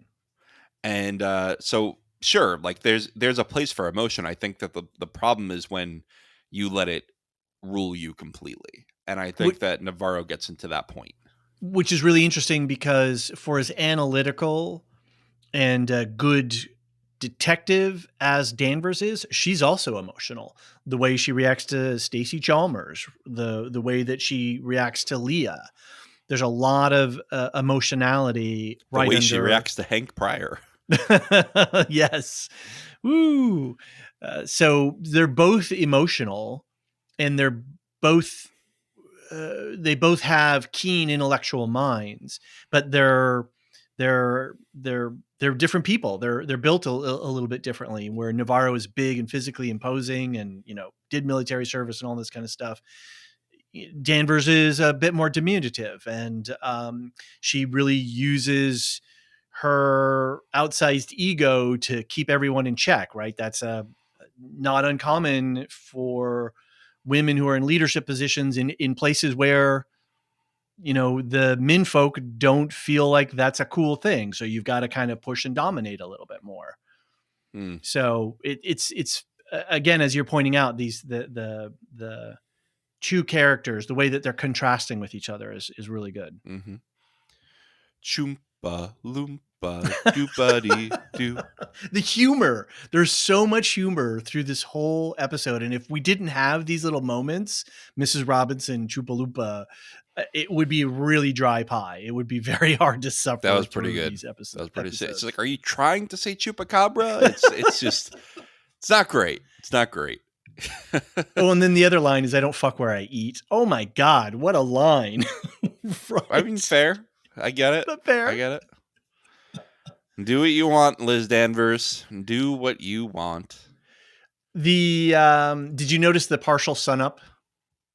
I didn't, but I see it's in your notes. Yes, my wife pointed it out. She's like, "Oh, look, the sun's coming up here a little bit," and so I guess that would be a little bit accurate that the sun never fully rises, but at certain parts of the day, because they're not at the top of the Arctic Circle. They're only 150 miles north of the Arctic Circle line, so you would get some day night effect, I would think. I've never lived in the Arctic Circle, so I don't know how to interpret that, but that's or explain that, but that's what would be my intellectual understanding of that. Okay, I buy that. Yeah. So we learn that Hank took Navarro off the case. So Hank was in charge. This was before Danvers came, and at some point he said, "You're off the case," and that goes into the logic of the mine, tried to get this thing hushed up somehow. Yeah, he's involved somehow, but I think Danvers is right. There's something else here. For sure. So there's more players that we don't know about, and that's the problem. And if Hank would just, it's the same thing with finding Clark. Like, let's just close the case. Like, who cares who's guilty? Just shut it down and let's move on with it. I think there was a payday involved somewhere. There's a reason that they said, I have some money left. Yes. There's a reason they put that in there. Yes. Absolutely. And again, I don't know if it's Annie K's killers or whoever hired a killer that paid him off, but somebody paid him off for something there. Yeah, and it could even just be like, oh, well, we'll contribute to you, to something or whatever. It doesn't even have to be a necessarily. It's Gus Fring getting free chicken for everyone in the hospital, right? That's exactly right. It could just be something like that where it's indirect, and it's not like he knew who the killer was and then tore up the evidence. It's more like, can we just move this thing along? Can we just quiet it down? What can you do to just sort of blow this candle out? All right. Hank and Peter, the Pryor Pryors, have a heart-to-heart in front of a pile of thawing dead bodies in an ice rink. What a scene. Right. Just have a heart-to-heart with my dad, who's my casual abusive dad, in front of a pile of frozen bodies. Yep. Well, partially frozen. Partially frozen. Hanks gives his son a pair of old skates to pass on to his grandson. Peter plays his father and tries to get more info about what happened between Danvers and Navarro. He says, no, I don't know anything, which I don't buy. Navarro confronts Hank. Danvers flips a cup of coffee in Hank's face, and Peter comes through with forensic tech. Okay, I got to say something here. It is amazing that Liz Danvers goes, hey, calm down. Pushes Navarro away. Calms her completely down. Navarro's okay for a moment. And Danvers like, fuck it. I'll assault him then. Well, Hank provoked her, right? Yeah. With the Mrs. Robinson. And Mrs. Robinson is a term described for when an older woman pursues a younger man, and that's in reference to the 1967 movie The Graduate, and then of course the famous Simon and Garfunkel song that accompanies that movie. So and it's a wonderful Simon and Garfunkel song that I won't sing because Paul Simon is one of the most litigious musicians right, in the entire world. That's right. So that Hank would throw that back at her and challenge her authority in that way. She just had to she had to over dominate the situation. is my read of it. Yeah, I don't know. look, What are what you he said thinking? was vile and rude, and Yeah. it was terrible. But her doing that did not help the situation, because now it's like, He's okay, pissed now. how many things does he have to report now? Like she assaulted Mm-hmm. him right there with witnesses. But Right. yeah, it's not great. It's not great, because what she said was a legitimate thing to report him for, which is, you didn't report a tip on a murder, you crazy Mm-hmm. man. And he's like, you're playing Mrs. Robinson, which, like, would be inappropriate if it were actually happening, but it's clearly not happening. He knows that. He's just being But a it would dick. just gum up the works, and then they'd have to do an Hmm. investigation, and it would get all messy, right? So Right. he can throw as much shit back and cause as much confusion, even though he's the one who's really guilty. He would just, continue to muddy the waters, like Yeah. some people do with our legal system currently. Yeah. Yeah. And of course, you watch Schitt's Creek, David? I've watched a few episodes. Not my that whole genre of comedy is not my favorite. That's a me Okay. thing. Well, I So, love but it. I do And appreciate it. I do I appreciate it. I was reminded of it because in one of the first few episodes, David has a panic attack, the David in that show. Right. Yeah. And, he goes to the front desk person, Stevie, and says, "Hey, is there a doctor in town?" She goes, "Kind of." And they bring him to the vet to get looked at, Right. Right. because it's a Right. small town. And here Was we that have in the the same first thing. season? I might have Yeah, seen it's in the that first one. season. Yeah. Yeah, I think it's one of the first few episodes. I think I've seen that one. Yeah. So that's a good thing. And so here they're like, well, we can't get a doctor. What's the next best thing? Let's just Get bring in the a vet. large game vet. And again, it's a little cap of humor on what is a really intense scene. Yeah. Deep, deep insult, both for what Hank said and the fact that she flipped the coffee up in his face. Yep. Deeply wounded pride situation. Everybody's like primed for violence, right? It's like, oh shit, what's about to go down? Is this going to get any worse? And then Peter's like, yeah, my cousin's a vet. He can come and, check out the bodies. Yep. And the way that they play that scene, oh no, and then it's the who's Mrs. Robinson, and it just diffuses the angsty energy that scene created. So brilliant writing to be able to move us through those spaces and then back out without leaving us like, Mm-hmm.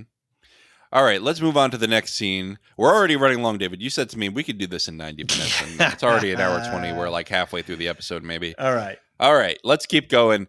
Navarro meets up with Kavik, who is out ice fishing in his shanty. Well, nice word there.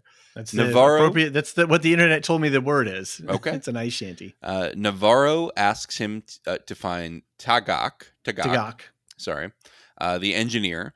But Kavik asks for something in return, for Navarro to share something personal with him, and he asks about Evangeline's mother.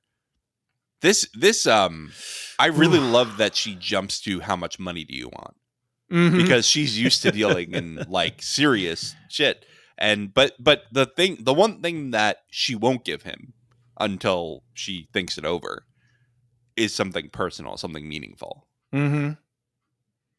And he pries it out of her in a way. He's like, okay, I'm willing. Fine.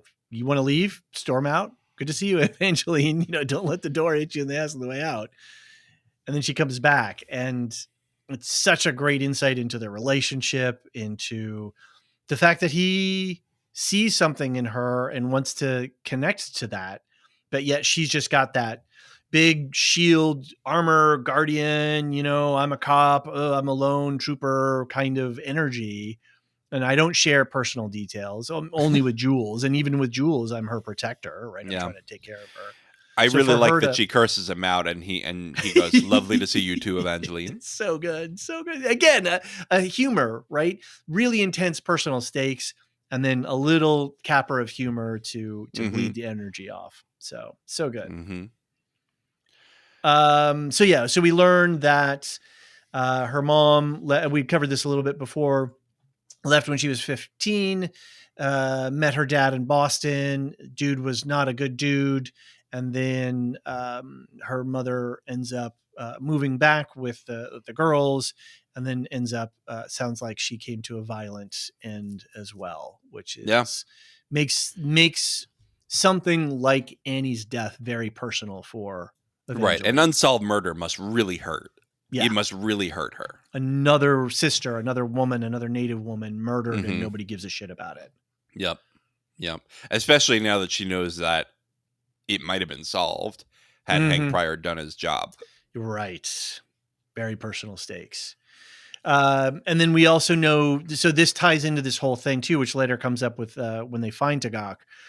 And it ties back into episode 1, where when B asks her, who's your Akka? Who's your mother?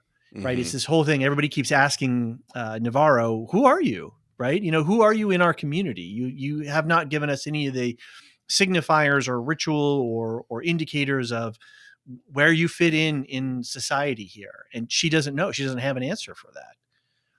But what does she actually say when they ask her for her name? She says, I don't know. And they say, oh, you don't remember. They don't accept it as you don't know. It's you don't remember. You do have a name. You just don't remember it. I really liked that. Call. That was a nice detail. Yeah, very cool.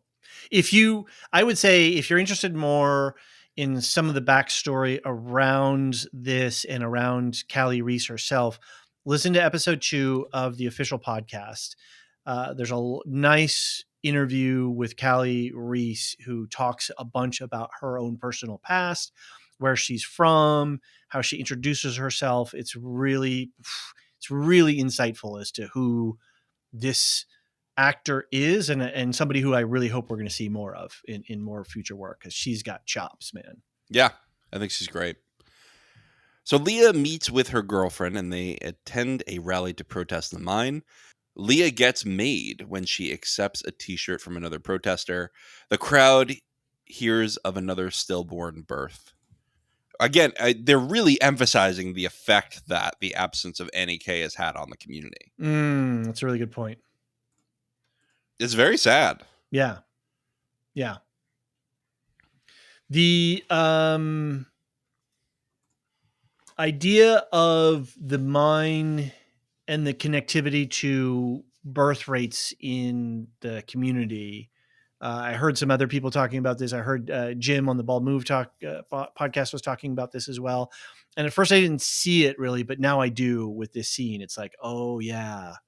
And what you're saying is, this whole midwife thing, it's totally connected to it. And it comes up later in a scene in a couple steps from here. Yeah. So on the door of the warehouse, there's a sort of a sea goddess like motif inspired artwork, which is very reminiscent, calls to the artwork that Leah has on her walls. And I don't know if that is really there or if they put that there, but again, it just made me think of the whole Sedna theory of the sea goddess and that how that plays into the storyline so far. Yeah, that's cool. And again, diegetic and complementary music moving in and out of here. So as we move out of this scene, right, the music of the people singing, and then the music to give us the emotional tenor of the scene moves in and out of the space. So very cool. Liz reviews the case file while listening to white noise.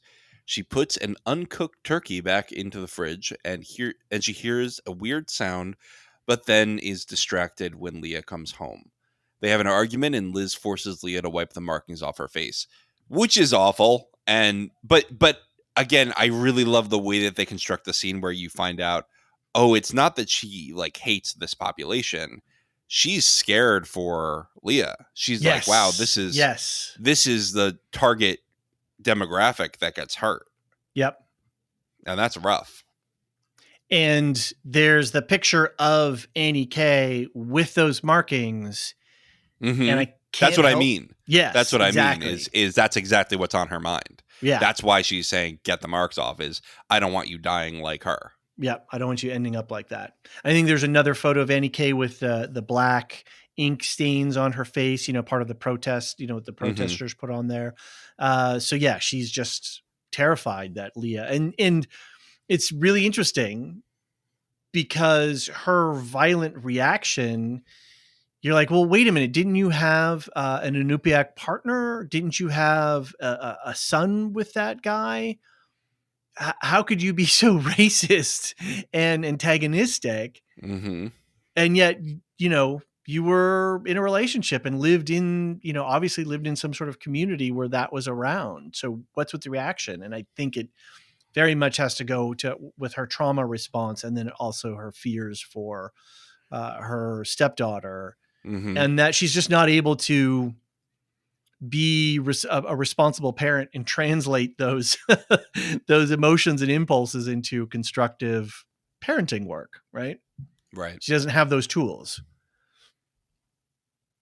Well, I also think two things can be true. She can be racist and she could be afraid for, the reasons of seeing Annie K and others suffer. Right. It can both be true. It's not that it absolves her of the way that she's acting right now, just I because don't. she's seen other things. Yeah, she's certainly saying and doing racist things. The question is she a racist in her heart? Like, if she really believes in the superiority of her race or something like that. I don't think she's that. I think she's just being a crass, insensitive person who's hurt and just using whatever she can to bash people or emotionally bash people around to keep herself isolated so she never has to deal with the pain of her life. Hmm. Does I that make see that. sense? Yeah. Yeah. No, I buy it. Yeah. All right. As Navarro leaves Kavak's shanty, she has a vision of a young boy running away on the ice. She slips and hits her head, has a combined flashback and waking dream. A voice says, "Listen," and then a young Inupiaq boy tells her to tell his mommy something, which we could not make it out. Yeah, I couldn't make it out either. I was going to bring this up in the podcast. I see that you Mm-hmm. wrote here that you couldn't make it out. Yeah. And we don't have subtitles in our screeners, so We're stuck with it. Yep. yeah. But I watched it like 3 times. I was like, I'm gonna get this. I'm gonna get it this time. I put on my headphones and everything, tried to turn it up, and yeah, no, I couldn't make it out. So my question is what kind of ghost is this? Is this the ghost that misses you? Is this the ghost that needs to tell you something, or is this the I ghost think it's that the wants one to that take has you to with tell us? you something. Got it. That's what I I think. think so. Yeah. And this scene feels really like her past military time, which is where she saw the other soldier, where we saw a vision of the other soldier with their head blown off. Mm-hmm. And I like this idea that Peter fell on the ice, and that's a whole other story. But here she is, a pretty competent woman, used to living in the Arctic, and she falls on the ice. Like, that's kind Mm-hmm. of ridiculous. But it's a great little play. They're playing with the characters in this way. It rhymes. I think somebody says that maybe in one of our feedbacks that the show is rhyming. These are all sort of rhyming couplets. Yeah. Yeah, that's a good way to put that. I think that even within this episode, there are a bunch of rhyming couplets, and Yeah, I first of all, I think anyone, whether you live in an Arctic place all the time or not, we all make clumsy moves where we're surprised by something and we don't think totally. about what's going on underneath our feet. And also, I will point out Navarro did not grow up here; she lived in Boston. Right. So maybe she Came back doesn't later. have her snow legs just yet. Hopefully long enough anyway. Yeah. Although somebody's going to write and be like, Boston is snowy. Don't tell me. Yeah, it's not snowy like that, though. I'm going to tell you Bostonians. Just don't at me. As Navarro walks to her car, she gets a call about her sister who has had an episode. Evangeline finds Jules out on the ice at the site of an old shipwreck. Don't drink in boat is what the graffiti on the hulk of the shipwreck says. That's fair. That's fair. Yeah. I think Jules is getting worse. I'm worried. Mm-hmm. They're gonna. This would be a very True Detective thing, is to up tempo the situation with an outside family member, somebody outside of the case, and then Mm-hmm. that's going to pressurize the detective and that's going to affect the way that the whole story comes together. But is it that her mental illness is getting worse, or is it that the spirits are reaching out more? Because there is this question of how much of her experience is mental illness or how much of it is connection with her. She is awake. Right, with the spirit world. And that's what Rose cautions us. You got to be able to tell the difference. Don't get them mixed together. And I think with Jules, it's ambiguous. Schizophrenia and other crippling diseases like this can be genetically passed down. even though they're not sure exactly all the mechanics. Mm-hmm. So, but there can be a familiar history of these kinds of things. And so that's this fear that's really pressing down on both Jules and Navarro, I think. But then who can say, like, well, maybe both are true, right? Absolutely, maybe both are true. That Jules is Yeah. I got think some it has to condition. be that. I think it's some balance in between, right? Because she's talking about something coming, isn't she? This whole time, she's Right, like, right. something's coming, and she's right. She's right. Something is coming. Hey, man, We just and don't know what it is yet. everybody sees ghosts in Ennis, right? Yeah. That's what we do. It's our pastime. Fair enough. So there is some great lighthouse imagery going on here. Navarro on the ice with her flashlight, and then an airport beacon. And there's some talk from season 1 stuff with the Tuttle family and some of the things that they did uh, in season 1, and some Reddit detectives and on some other podcasts they're talking about a cross connection. Does this lighthouse facility that gets mentioned at least twice, or maybe 3 times even, Navarro and Rose, and then Navarro with Jules a couple of times, saying, "Oh, go to the lighthouse." And there's some people who are theorizing possibly that the that there's some sinister things happening with the lighthouse facility, even though we haven't seen that or not. But is it part of the Tuttle pedophilia ring that encompasses a lot of the earlier seasons? Well, I don't know anything about that, so Correct. I'm who just putting that knows? out there for Yeah. those who do know. So Yep. you can at All me. right. You can at Fair me with your enough. theories on that. Just don't at me. Peter comes home late or early, which who knows in the long night, and accidentally wakes up his family. He gets their son back to sleep. He and Kayla fight about the hold Danvers has over him. They're interrupted by a phone call with Danvers, and Pete checks his phone. Rookie move, man. Checking your phone. Do not Rookie walk move. away in that fight. You just let the phone ring and you Yep. stay locked in on that conversation. I'm pretty good about staying quiet when a baby's asleep because I've had 2 babies. There was one time where we were staying at my in-laws for a few days visiting, and I completely forgot that my daughter was sleeping in a specific room, and I burst in to go get my suitcase, and she looked at me like, "Why?" And I went, "Oh, man." No. That's the only time I've ever woken up one of my children like that, and I Accidentally. felt so awful. And I really empathize with Peter here. We used to, when our daughter was still in stroller age, when we had to walk around with her stroller and stuff in her room, I couldn't get the stroller in just straight. I had to kind of tip it up. But there was this, because I would let her just sleep in the stroller. Like, why take her out and put her in the crib? But there was this one creaky floorboard that I had to like Indiana Jones every time. And I don't know, maybe I had about a 60% success rate, but yeah, a number of times that squeak, and then she'd be like, "Hello, I'm awake." And I'm like, "No." You were in Brooklyn at the time, right? So yeah, we were. Yeah.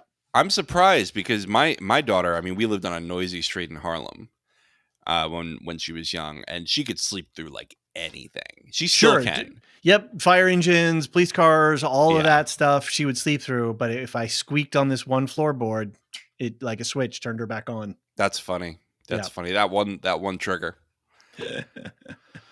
So yeah, I mean, yeah. Peter's not batting 1,000 on his family life right now. I think he's going into toxic cop syndrome, as they say. Yep, and he's really following in the footsteps of Danvers, which is a shame, right? I think he thinks that that's what a good cop is because that's the example that she set for him. Yep. A good cop puts being a cop over everything and is cold to everyone and hates everyone. Later on, this comes up when he's talking to his cousin at the Corpsicle. It happened before when Leah was visiting the ice rink. He's very fine with the being around the Corpsicle and seeing this horrific death and dealing with all the stuff. He's just all matter of fact about it. It's the same thing with surgeons, right? You just gotta Yep. get used to the gore. Yep. And yet he comes home and Kayla says, "Look, you were a goofy guy who made me laugh. That's who I fell in love with. And whatever this thing is becoming, I don't know what this is. I don't. So This is not what I I think meant to that's the marry." problem, right? Is like he doesn't realize that you can be multiple people, that you Yeah, can he's be this multifaceted person, that you can be Danvers in the kid. Even Danvers is multifaceted, but he doesn't get to see that side of her. So he thinks that right. she's like that all the time. She's Right. not Oh, good point. Good she's point. not the mom in the kitchen with the Right. the mac and cheese. She's not the woman seducing Christopher Eccleston. She's just his stern boss who hates everyone. Right. Right. And he does. That's his model. That's what he's modeling after. Yep. Really great scene. Such an emotional gut punch, and the acting between these two actors was just spot on. So Hmm. good. So good. And like I said, Boomer all text cap. Well, Did you all find capital Oliver text. Zadok? Not It a was great. question. Not a question. It's a command. There was no question mark at the end of it. It was, have you completed this task? Do it. The implication of do it Hmm. if not done is like lands Yep. on you with both feet. Yep. The song I Follow Rivers by Marika Hackman bridges scenes and we look in on Navarro getting her sister settled. We then drift over to see Danvers in deep thought and then drift again to a beautiful drone shot of Ennis on December 23rd, the sixth day of night. Again, several days from the White Walkers at least. I don't know if there's a lot to say about this scene. No, nothing to say. It's You more should of just. a nice little transition. So I guess we'll move on to we join a group of Inupiaq women sitting in a kind of shiva or wake for a woman who just lost her baby. When Danvers shows up, feeling overcome with emotion, she goes to the bathroom, and when she washes her hand, gray sludge water comes out of the tap. Yikes. Yeah, Yikes. And we know that she learned of this stillbirth, right, from her daughter throwing it out in an argument earlier. exactly. Yeah. And she goes there and you know, I was just really struck with this thought that loss and grief, they're not commodities that you can measure or you can trade or compare. Like you have grief, I have grief. Danvers is feeling grief. She's feeling grieved. And so what do? You go and you be in community. But yeah, she's a total, jerk to these people. Even Kayla's mother is sitting in there, who she called a laundromat grandmother, right? So, but grief is grief, and she's trying to find some solace and trying to find something, because she's also lost a child, right? So, and she's the chief of police of this town. Like, it's a complex situation, and that she goes to try to feel something and to connect with something. Again, just really great complexity in the character and Jodie Foster's portrayal. Yeah, really And, great. and then just the importance of rituals around death. Around how do we grieve? We've got these overwhelming emotional feelings. Hmm. How do we manage them? Well, we create ritual, right? Right. And I really loved earlier when we're at the protest. So let's have a moment of silence, but then the music starts. yeah, And the right. music brings you back in emotionally, and everyone keeps their heads bowed and just lets it wash over them. And then the music carries us into this scene as well, Hmm. and all the way through this scene. So it's just really, again, moving us between the worlds of our viewership and what's happening in the story. And it's just really a smooth transition on that boundary. It's Yeah. really, it's really an interesting construction. At one point, we're about to do our Rogue One podcast for our Star Wars Film Festival. We're watching all the Star Wars films in order. And so I was doing my notes on Rogue One the other day, and there's a scene where Saw Gerrera says to Jyn Erso, how can you handle the idea of the Imperial flag, over everything? And she says, easy, if you just don't look up. So Right. earlier, when that really emotional scene of Leah saying to Danvers, like, I just want you to care. And she says, like, I do care. But in all the other scenes, like, she doesn't really care about the mind. She doesn't really care about the well-being, the health and well-being of the community being poisoned by the mind. And this is a moment where she looks up to see the Imperial flag flying over, her community when she goes to wash her hands and this like nasty water comes out. It's like, Yeah. hello, this is real, right? This isn't just a bunch of people who want to spoil for a fight. There's people here actually fighting for Right. the health of their community. And you're at the wake of a child who probably was stillborn because of, Right. what's going on here. Right. Like, who wouldn't protest if that was coming out of their sink? Exactly. My God.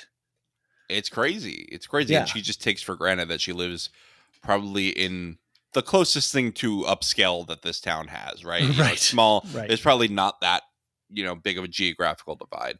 No. But, I'm sure there's a big standard of living divide between those who have and those who have not. Right.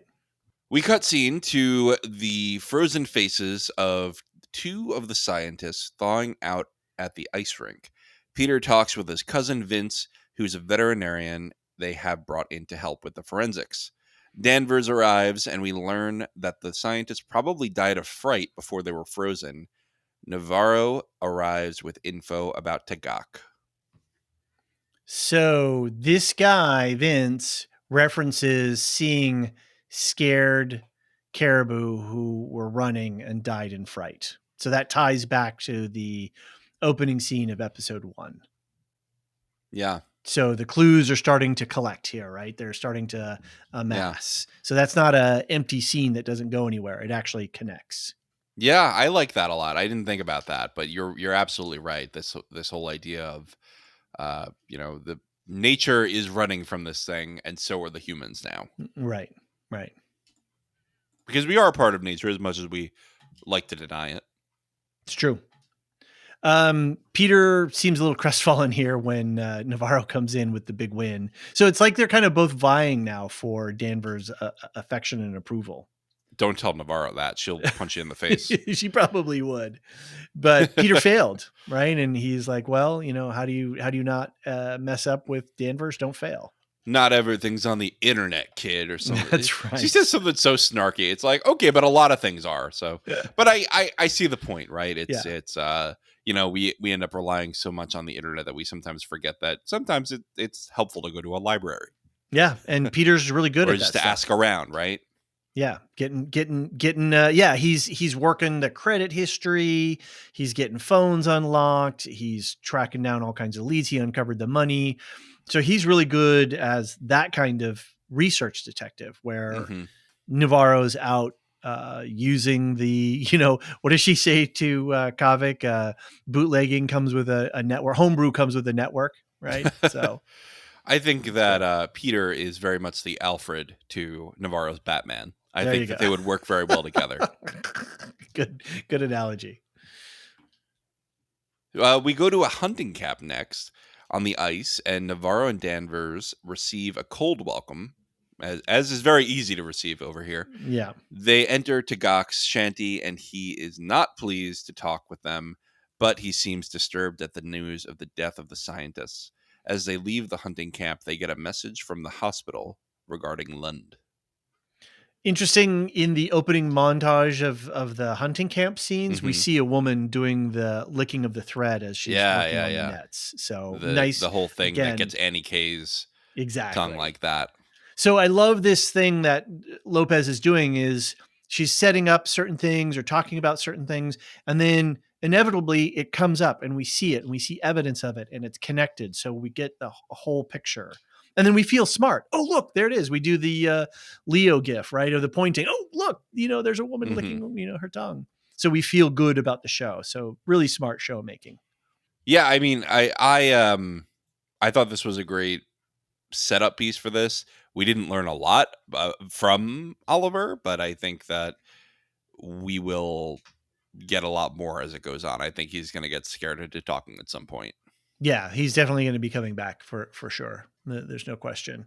And again, he asks Navarro, "Who are you?" And I think you pointed this out that she doesn't know, and he doesn't accept that.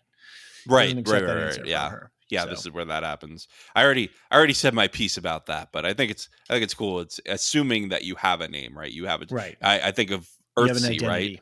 Hmm. Earthsea, you have a true name even if you don't know it, Somebody's just got to tell it to you. Yeah, right? they got to figure it out. Interesting issue here where he jacks around into the shotgun. It's like, yeah, they don't have a lot of legal ground apparently to stand on here, so they have to back out. I mean, in most other situations, that would end very differently in our modern age.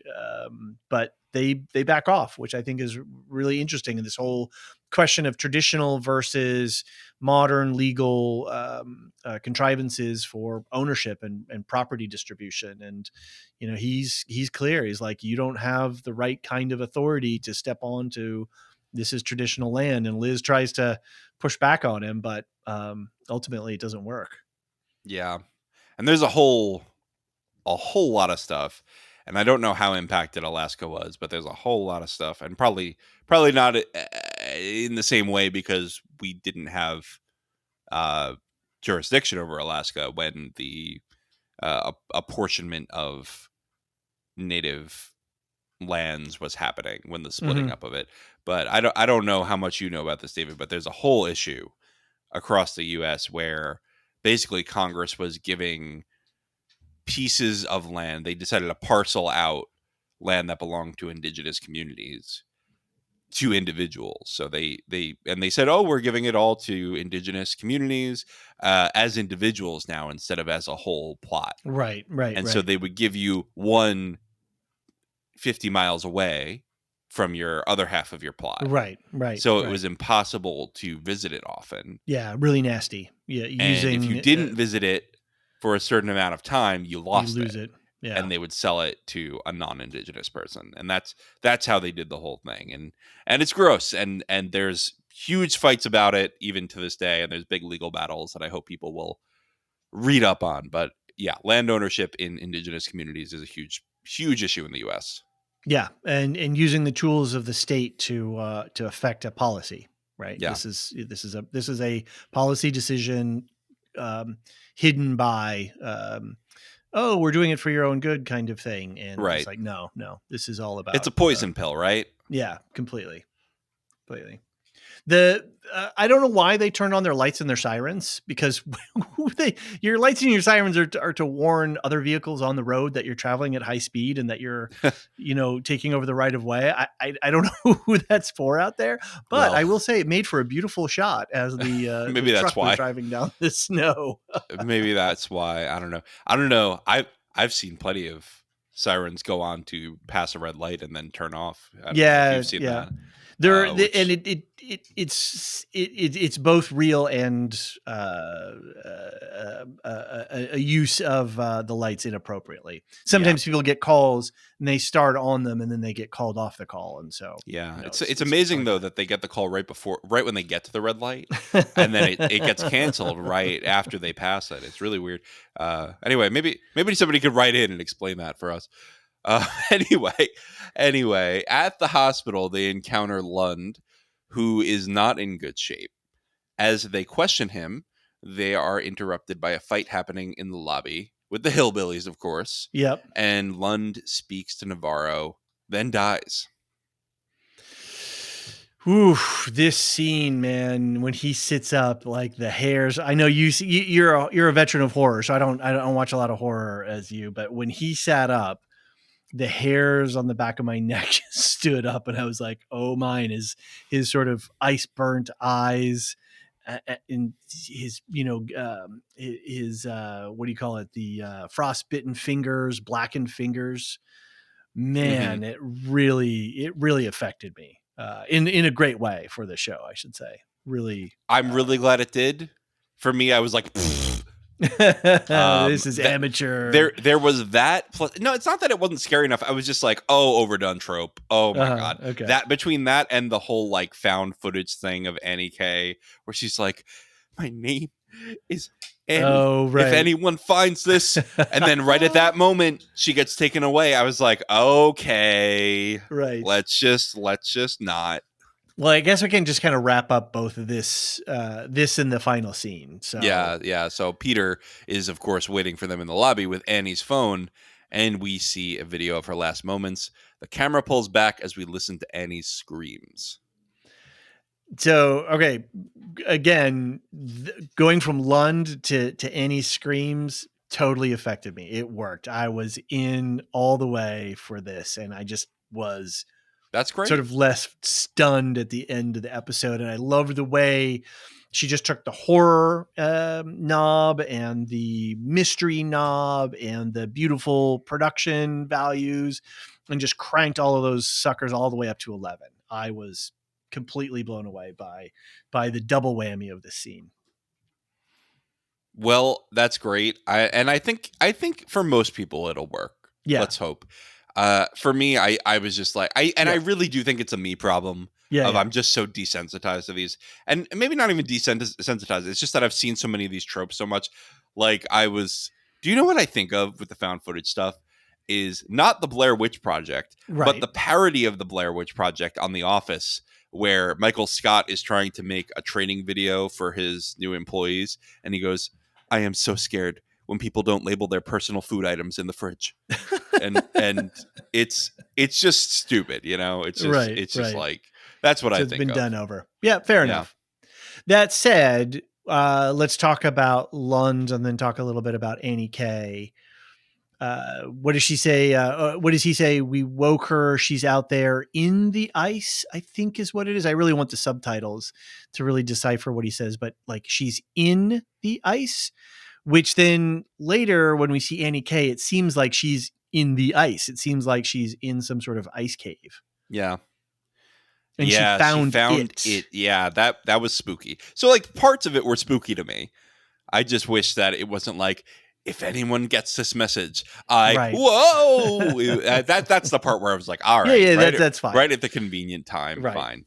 But what does it mean? Right? That's the question. Like, you know, what does that bode for the rest of the season? Yeah.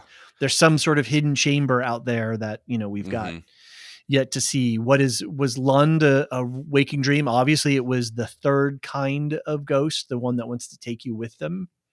You know, was he dead or was that a spirit talking through him?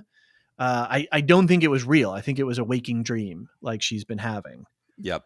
So I don't know your thoughts on some of those parts of it. No, I think something was real there. I think she found something tangible. Annie K, you mean? Yeah. For sure. Yeah. She's somewhere. You're saying, I'm sorry, you're saying that Navarro's thing was a waking dream. Yes. Listening to I don't know. I think very possible, but I think if it was something. I think it was something real. I don't think it was mental illness. I think it was something real happening to her, even if it was in her mind. Yeah, no, for sure. That again, it was like the orange being thrown or being visited by the little boy. This is all the spirit world stuff talking to her. So I think this is the third. Was what I was saying is that this is the third kind of ghost. Right. The one who's not so benevolent or just misses you. Yeah. Because he says, you know, your mother's waiting for you in hell. And like, that's not a nice thing to say. Right. No, certainly not. Right. And then, what did Annie find? Right. So that's our next big question mark. And I think the way that Lopez is working the season, it's not and we only have 3 episodes left. So it's going to be not long before we find the answers to those questions. I hope so. And I am glad that it's a shorter season. I was a little nervous at first because I felt like it was going at lightning speed, but I felt like this episode finally found the rhythm. Right. And I'm really glad it did because I'm having a much better time this week. Cool. It might come out in the way I've been more positive about the show this week, but yeah, I definitely had a much better time watching it. Cool. All right. Well, we got some cool mysteries for the next episodes. Indeed. But first, we have to take a quick break before we get to listener feedback.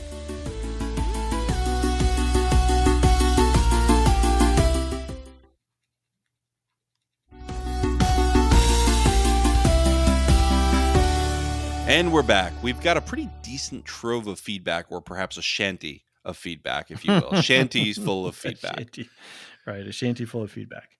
First off, you can send Will, emails yes, there you go. That's what I was going to say. to.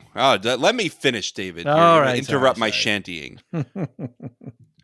You can send emails to truedetective@thelorehounds.com. You can go to our website, thelorehounds.com, head to the contact page, leave us a voicemail even. We love getting voicemails. Nobody ever does them, but when they come in, they're quite a delight. Or you can just send us a contact form entry if you're a little shy about getting on the air. That's fine. And of course, you can always go to our Discord server if you want to chat with us in real time. Garnet L sent in an email to us, a quick one that said, just listen to the first episode podcast where it was erroneously stated that Night Country was filmed in Greenland. No, it's Iceland. Mea culpa. That was me. I had my Greenlands and my Icelands mixed up. And I Easy think to in do. the second episode podcast, I think I corrected that, but that is accurate. The choice to film in Iceland too was based on the fact that they had a better infrastructure already set up there to handle film production. So Interesting. makes sense. Yep. Cool. Thanks, Garnett. Yep. Yeah. Hope you send in some more feedback, but thanks for clarifying that. So Loremaster Bettina W wrote in via Patreon and said, hey, Lorehounds. Hey, Bettina. So after season 4, episode 1 of True Detective, I did a rewatch of season 1 and listened to a bunch of podcasts from back then.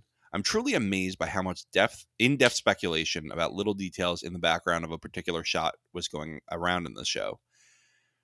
And half of it never went anywhere, which is fine with me because I don't think everything has to be connected or mean something. But apparently a lot of fans back then were pretty upset about that stuff. So much so that the creators came forward in some interviews telling people that this or that was never intended to go anywhere. Yeah, just to comment here on it really quick. Apparently even the spiral was just something that wasn't even necessarily central to the show. And it goes into this whole idea that what was Nick Pizzolatto, the original showrunner, trying to do? Was he trying to make cosmic horror, or is he just trying to make a detective story that had a guy who was a little bit, off his rocker slightly? Mm-hmm. And I think what caught everybody by surprise, and which hurt seasons 2 and 3, but season 2 had its own issues where season 3 got back on some good rails and had some nice vibes to it, but it didn't have cosmic horror vibes. And so I think that's where people get all churned up. The stands for season 1 are Legion, and they're vocal. It's the best thing ever. And, la da da da da.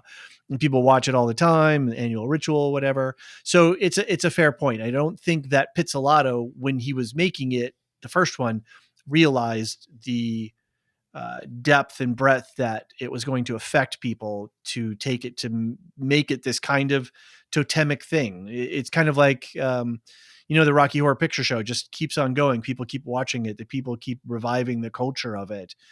And I don't think the people, when they made Rocky Horror Picture Show, meant it to be the longest running, movie ever. Right. And all the subculture that came up around it. So I think that is really what's going on. People are like, well, why didn't you service us fans the way that we want to be serviced? It's like, well, because I didn't know you guys were going to freak out about it when I made it, right? I was making a detective story, not a way of life, a philosophy, if you will. So. Fair enough. Bettina continues, now looking at the heavily clue and lore-loaded first episode of season 4, I'm wondering if we as an audience, but also the creators, are falling into that same trap again. I'm a lore person, and I enjoy turning over every rock to see what's under. But I still feel, indeed, but I still feel that this first episode was trying to do too much in that regard, and it felt a little forced.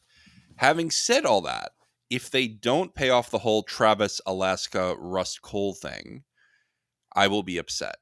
Yes, I know there must be more than one man living in Alaska called Travis, but with the physical resemblance and the fact that in season 1, we were explicitly told that Rust's father's name was Travis, and they used to live in Alaska, I kind of feel cheated if it doesn't go anywhere. Right now, I'm willing to go along with whatever they throw at me. I just hope the show doesn't lose itself in all the callbacks or new lore at the expense of a cohesive and interesting story. Looking forward to your coverage. Sunny greetings, Bettina. Sunny. There's no sun here. There's no sun here. So she's David, vibing with what tell you were me, saying with episode 1. Just a lot of work. but also tell me about this Russ Cole thing. Yeah, that's the big thing. He was the character that everybody completely were enamored with in season 1. It's the Woody Harrelson's performance is fine, but it didn't light the world on fire. It was Rust Mm-hmm. Cole's melancholy, philosophic, Nietzsche spouting, badass detective, who does there's some really wild scenes. There's a whole side quest of season 1 that's just out of the blue, and it's kind of out of control, but it's something that they had to do it was like a side quest that they had to get to complete the main quest thing. And with Matthew McConaughey. yeah, it's McConaughey. So, Oh. and this is one of his iconic roles. This is one of the roles that really, I think he had just done Dallas Buyers Club. So this was right after. I could be wrong. I know I could just check the internets, but yeah, I believe that was the sequence. So, it was a real rising star moment for him, and people were just like, whoa, who is this Russ Cole character? This is amazing. And then we've got the tiebacks like we talked about in last episode, where the ghost Travis, we're being made to believe that this is Rust's father. A whole bunch of clues were laid down in season 1 about Rust being from Alaska, about going back to Alaska for about 8-year time frame that happens within the story of season 1. And so what I think Lopez did was she went back and consumed all of the True Detective stuff in there, and then started using parts of the Buffalo to make her story. And so she found these hard point connections where she could go, great, I'm going to attach here and here and here. And then again, the question is this stuff determinative, or I can't say that word, or You did it. is it Easter egg? It doesn't sound right in my head. It's that weird thing where the word and the sound don't make sense with each other. And so the question are these just cool Easter eggs? Are they going to pay off in some way? Is there going to be some larger noir based mystery where the sinister forces are much bigger and wider? People are already complaining about the Tuttles. Well, the Tuttles were just a quasi-religious organization in the South. What are they doing in Alaska? And other people are like, well, it's part of the global ring of pedophiles and cultists that they're involved in. And so whatever actually ultimately results at the end of the season, the fact is that I think Lopez has successfully conjoined the 2 seasons.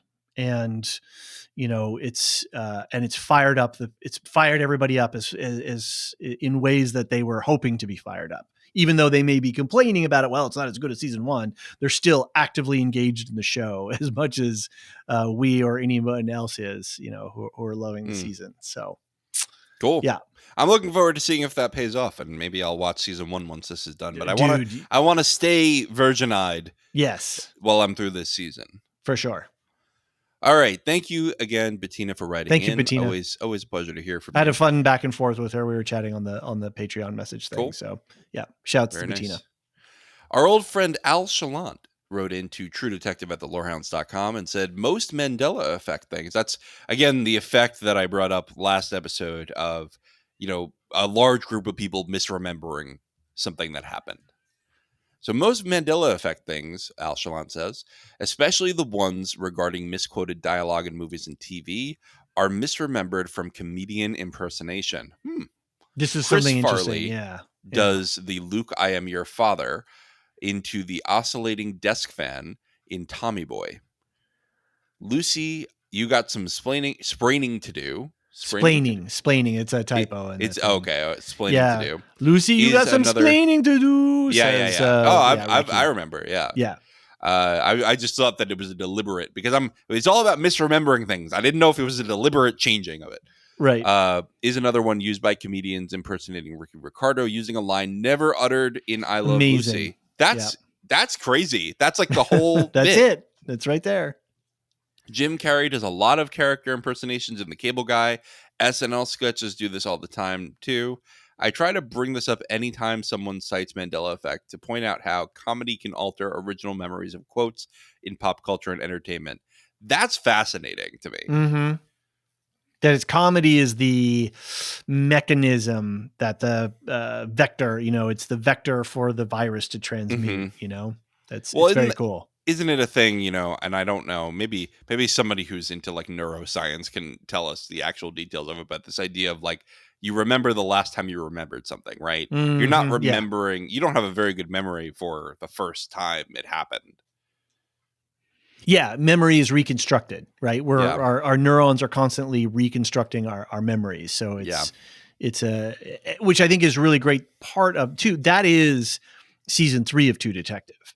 What is memory, and who are you if your memories are changed? That's a very cool aspect of season 3 of True Detective. Right. Cool. All right. Al Chalant continues. Otherwise, I'll leave my episode 2 comments below. Personally, True Detective is one of my favorite podcast shows, and I'm so glad it's back. Season 3 of True Detective really got me into following weekly podcasts on TV series as a mystery. It was so much fun hearing the theories between each episode as the plot progressed, and I'm so glad to have that back again for the next 6 weeks. So there was another element of the Travis Cole season 1 Easter egg reveal that had me Leo meme pointing at the TV for 30 seconds before the actual name drop. The other detail we knew about Russ's dad, besides his name, Travis, and that he lives in Alaska, was that he had leukemia. Yep. So for me, the name drop later in the conversation was just like a 100% confirmed after I had already lined up the pieces. That's cool. And that makes you feel good, right? And you're like, oh, I like this show because this show made me feel smart. Yeah. It's exactly what that is. That's good stuff. There's later when Navarro's talking to Chuck Molina, the guy from the bar, and she says like, well, why didn't you tell me? And he's like, oh, well, I just don't like you, ma'am. He says, my cousin died of bone cancer. That's leukemia. So no, it's I not. was like, Leo meme pointing. I was like, that's Russ Cole's bone cancer cousin. Isn't leukemia. Yeah. Right? Leukemia. Yeah. Isn't leukemia is a blood cancer? Yeah, it's a blood cancer. It's from the bones. Where is your blood made? It's made from your blood, your bones, bone marrow. It's like I don't know. I want an oncologist to write in now. I don't know if I'd call leukemia. Hey, didn't we have a doctor cancer in Ireland who used to from the Last of Us days? We did. I don't know if they followed us, but maybe if you're there, please return. And then Al Chalant continues. You guys did a good job covering the show so far, and don't have much else to add about the content about the show. But I have one comment on the show's structure. We have gone down in episode count from 8 to 6 for season 4, so it seems like important clues are coming at a much faster pace. I'm looking forward to the mid-season revelations and plot twists coming sooner, like perhaps next week or the week after in episodes 3 and 4, instead of how they usually pop up in around 5 and 6. I think that's confirmed now, John. Yes, we're recording episode 3 right now. I would say so. And then Al sent in a PS. Season 1, episode 6, Russ Cole questions Tuttle about private school records where students went missing. Documents were, quote, lost in a flood. Jump to season 4, and Hank relocates case files, including at least one Native woman's murder after a flood. Sounds like Tuttle MO. Maybe the little bit of money left that Hank dictates to text message was his payoff. Yeah, I think we're leaning toward the payoff at least. I don't know about this Tuttle guy, but yeah. If they aren't going to totally connect these stories, they are for sure at least making a big effort to make them rhyme and reflect on each other. That's it. It was Al Chalant who brought up the rhyming idea that that a lot of the details, not only internally within the show, but across seasons are rhymes. This is where it came from. Yeah.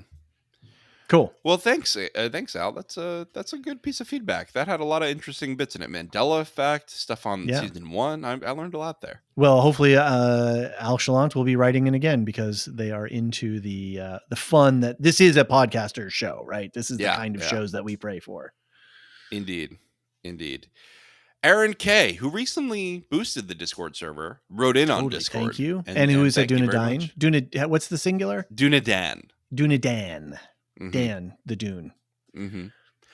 All right. On the Discord wrote in I am also looking for more explanation of Danvers' reaction to her adopted daughter's expression of heritage. Well, there you go. I think you got it. With the picture of Annie K right after she tells her off about it. I'm sure we will get more explanation as the season goes on, but it seems to go a bit further than simple ignorance or racism.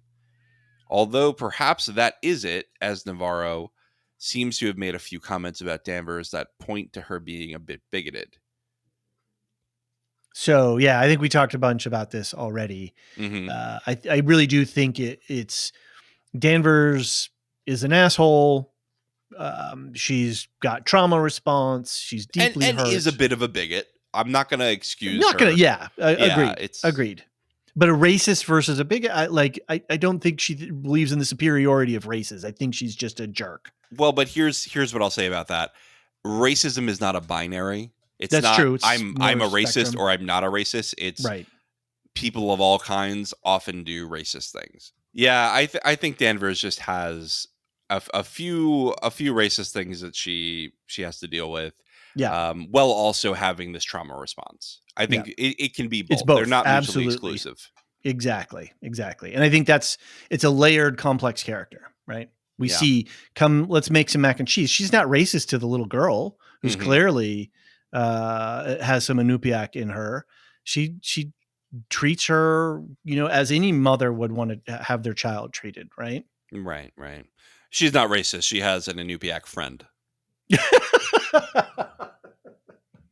Well played, sir. Well played. All right, David. I'm going to pass you Duve's comment because Final. my throat is hurting. Got it. Well, Lore Master Stu, aka Duve71, wrote in an email. Says, "Hi, David. Hi, John.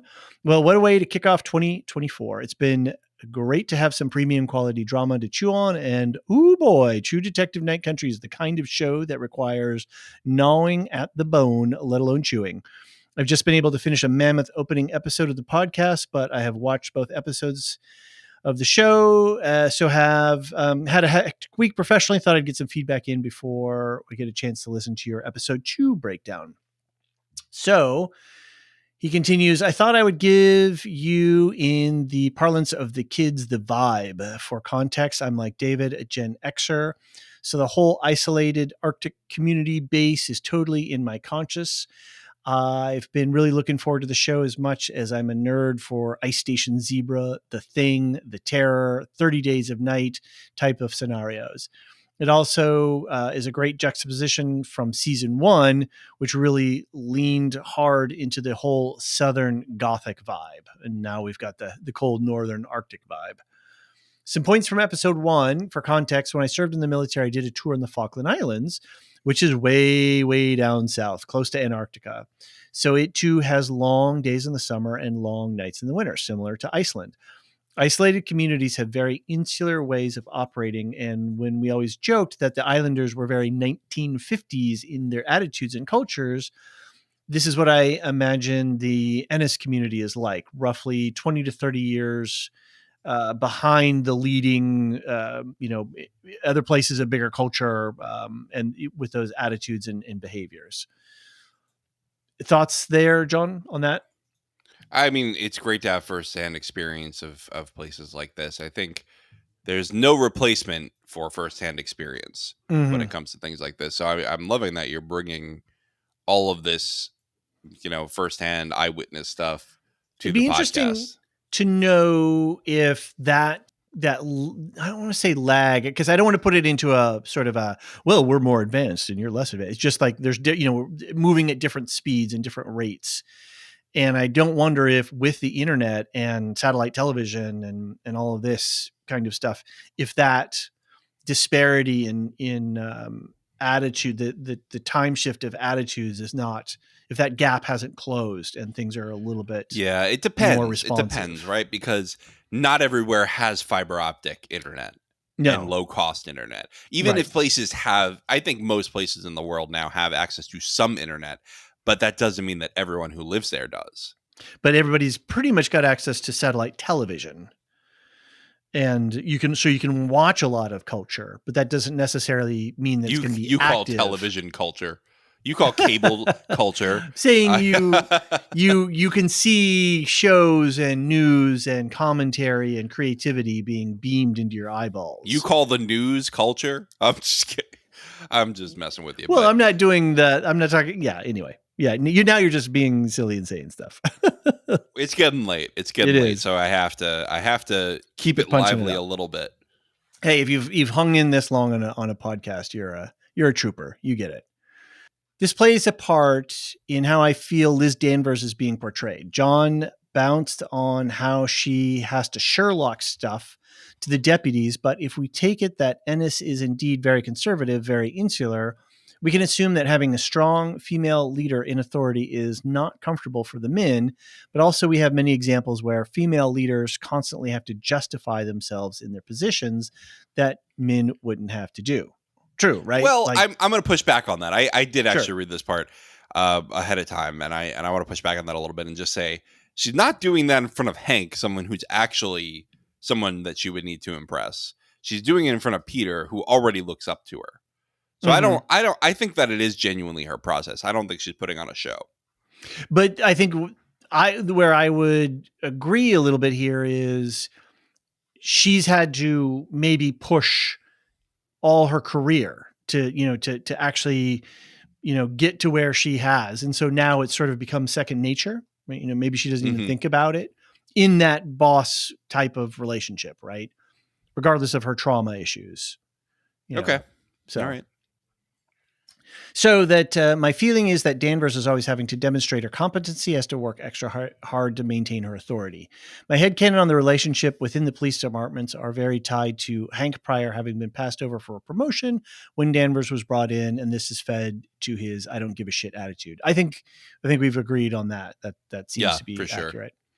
I do love Jodie Foster's portrayal of Danvers, though, and I couldn't help but chuckle in the line in episode 2 at the ice rink where Dervla Kirwan's character stated, "Everyone effing hates you. Danvers is a tough person to like. Danvers is a tough person to like. Respect, yes, but like ? Stu continues, I'm laying down some internet points here purely based on these first 2 episodes. I've been wondering if the mystery of the Salal station is a MacGuffin to enable establishing a link back to the murder of Annie K. Yeah, so we were talking about this before. Like, just because things are happening doesn't mean that they're connected. There's definitely some weird AF stuff going down with the deaths of the scientists, but it made me recall how a show from about 8 years ago in the UK called Fortitude. Everybody, I'll just pause here. Everybody and their dog is talking about Fortitude. Everybody's calling this show out as being really parallel to what Lopez has created here. So no doubt that she took some inspiration. It too was set in the Arctic and had a whole Twin Peaks cosmic weirdness vibe going on, and had elements of straight up horror. The explanation of what was causing the events in that show has given me pause for thought around the tragedy of the station occupants in True Detective. However, I could be way off base and entering Markley territory here. But that is the fun of the Mystery Box show, isn't it? So Markley is a false connection. We discovered that in Foundation season 2. Just enjoy your Markleys. Yes, exactly. Look, we'll make fun of you about them later. But, yeah. But don't think we're not going to make fun of them. cherish your Markleys. It goes right to the thing that our brains are primed for. Our brains are primed to find patterns and meaning. Right? Oh, is that thing going to attack me? If I eat it, am I going to get sick? The stars, the rain. Like. All of this stuff, our brains are designed for pattern finding as a mechanism of survival. So when a Markley pops up, boy, it's a tasty, juicy morsel for our brains to sink our little teeth into. Yeah.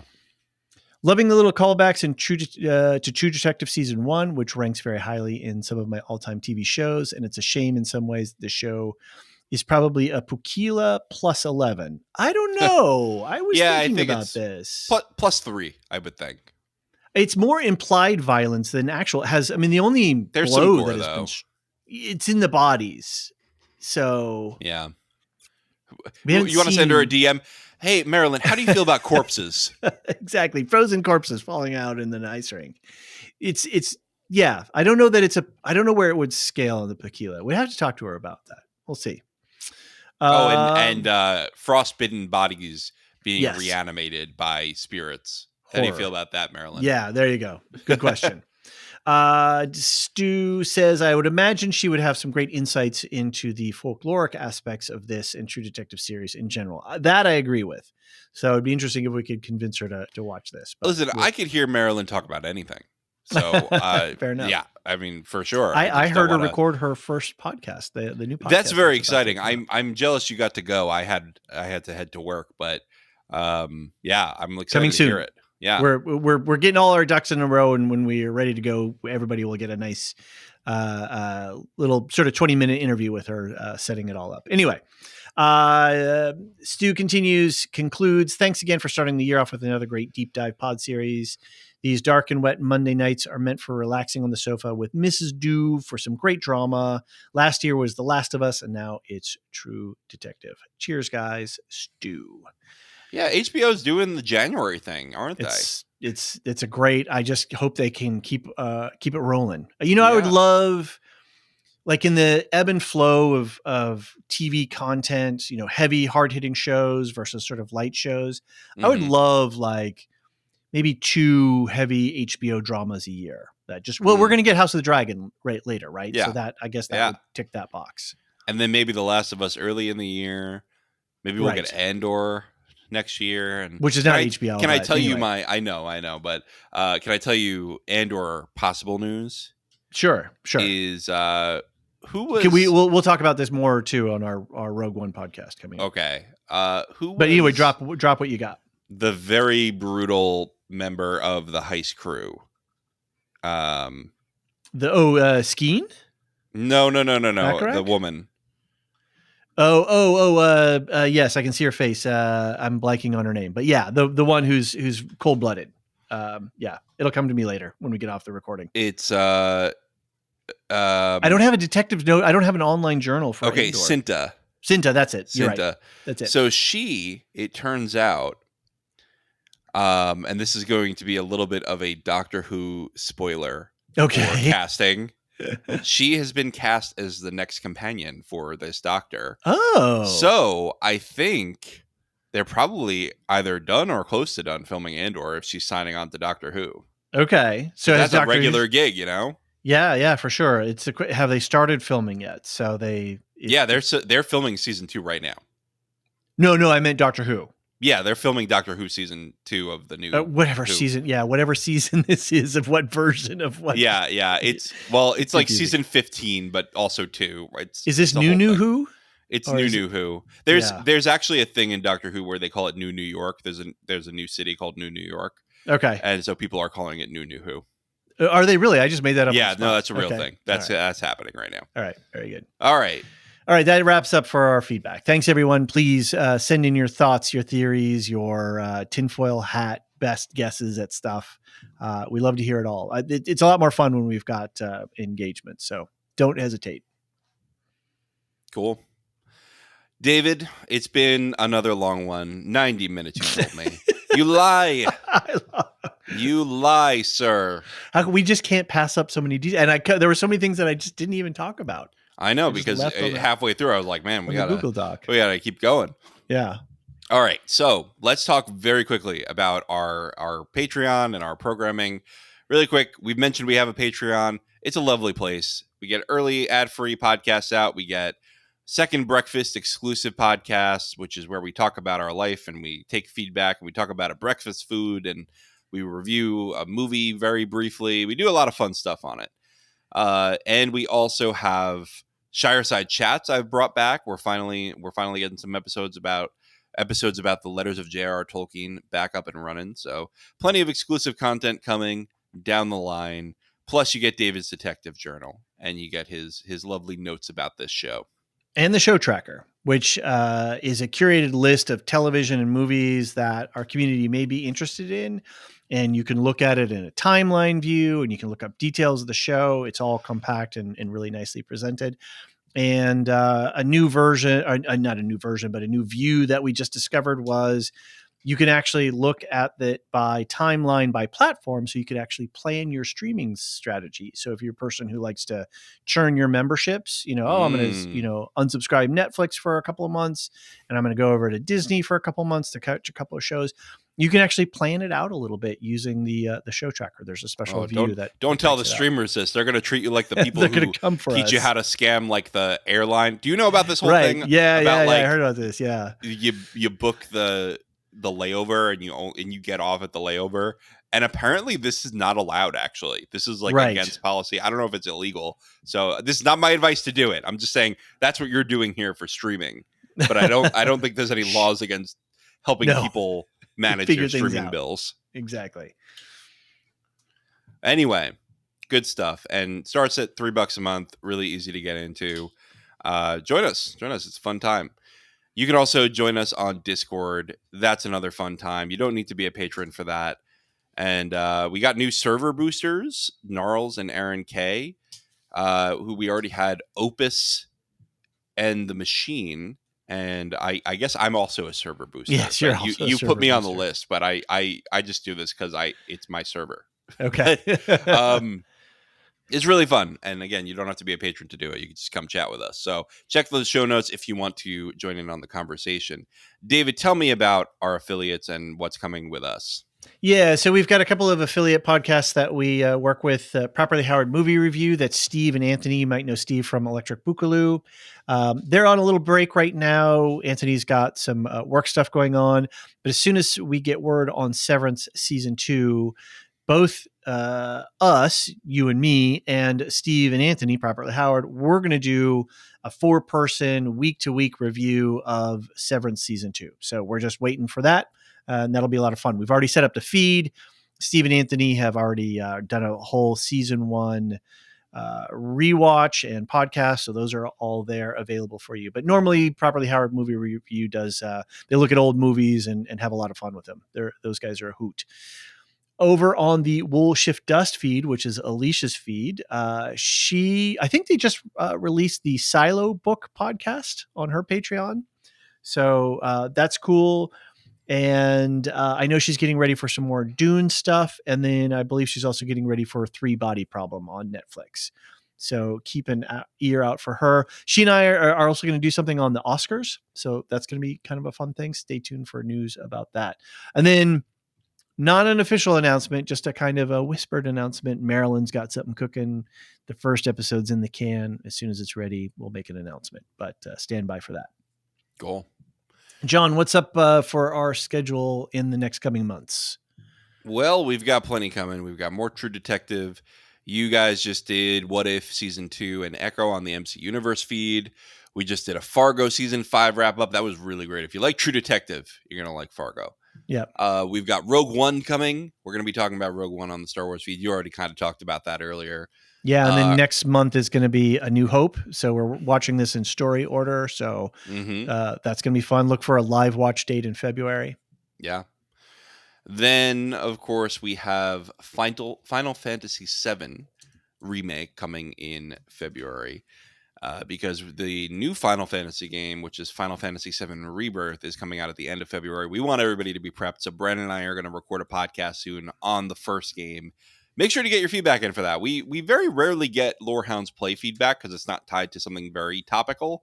But I hope that people will write in for this one because there's a lot of hype for the new game, and it's a really great game.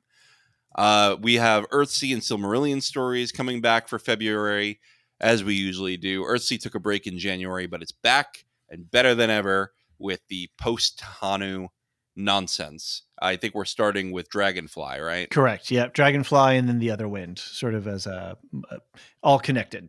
Yep. Cool. Master of the Air. You're also going to talk about with Brandon. Yes, Brandon and I are going to do a 2-part podcast. We're going to do one episode to cover episodes 1 and 2. And then we're going to have a podcast at the end of the season. It's a 9-episode run. We got access to screeners, so we're going to kind of run ahead of everybody else. It's not really a week-to-week kind of show because it's historical fiction. It's sort of, we kind of know what happens, or they're weaving around historical As I like events. to say, we know who won the war. Exactly.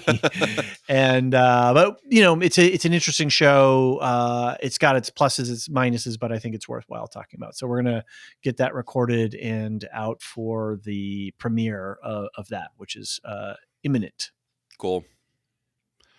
All right. I think we can chat on a future podcast, or check out Second Breakfast if you want to hear all the stuff that we're considering for the year, all the things going off our head. But we've got plenty of big coverage planned this year. So stay on this feed and you will get that. For now, we need to thank our Patreon lore masters. They are Wait. I thought after you, me. sir.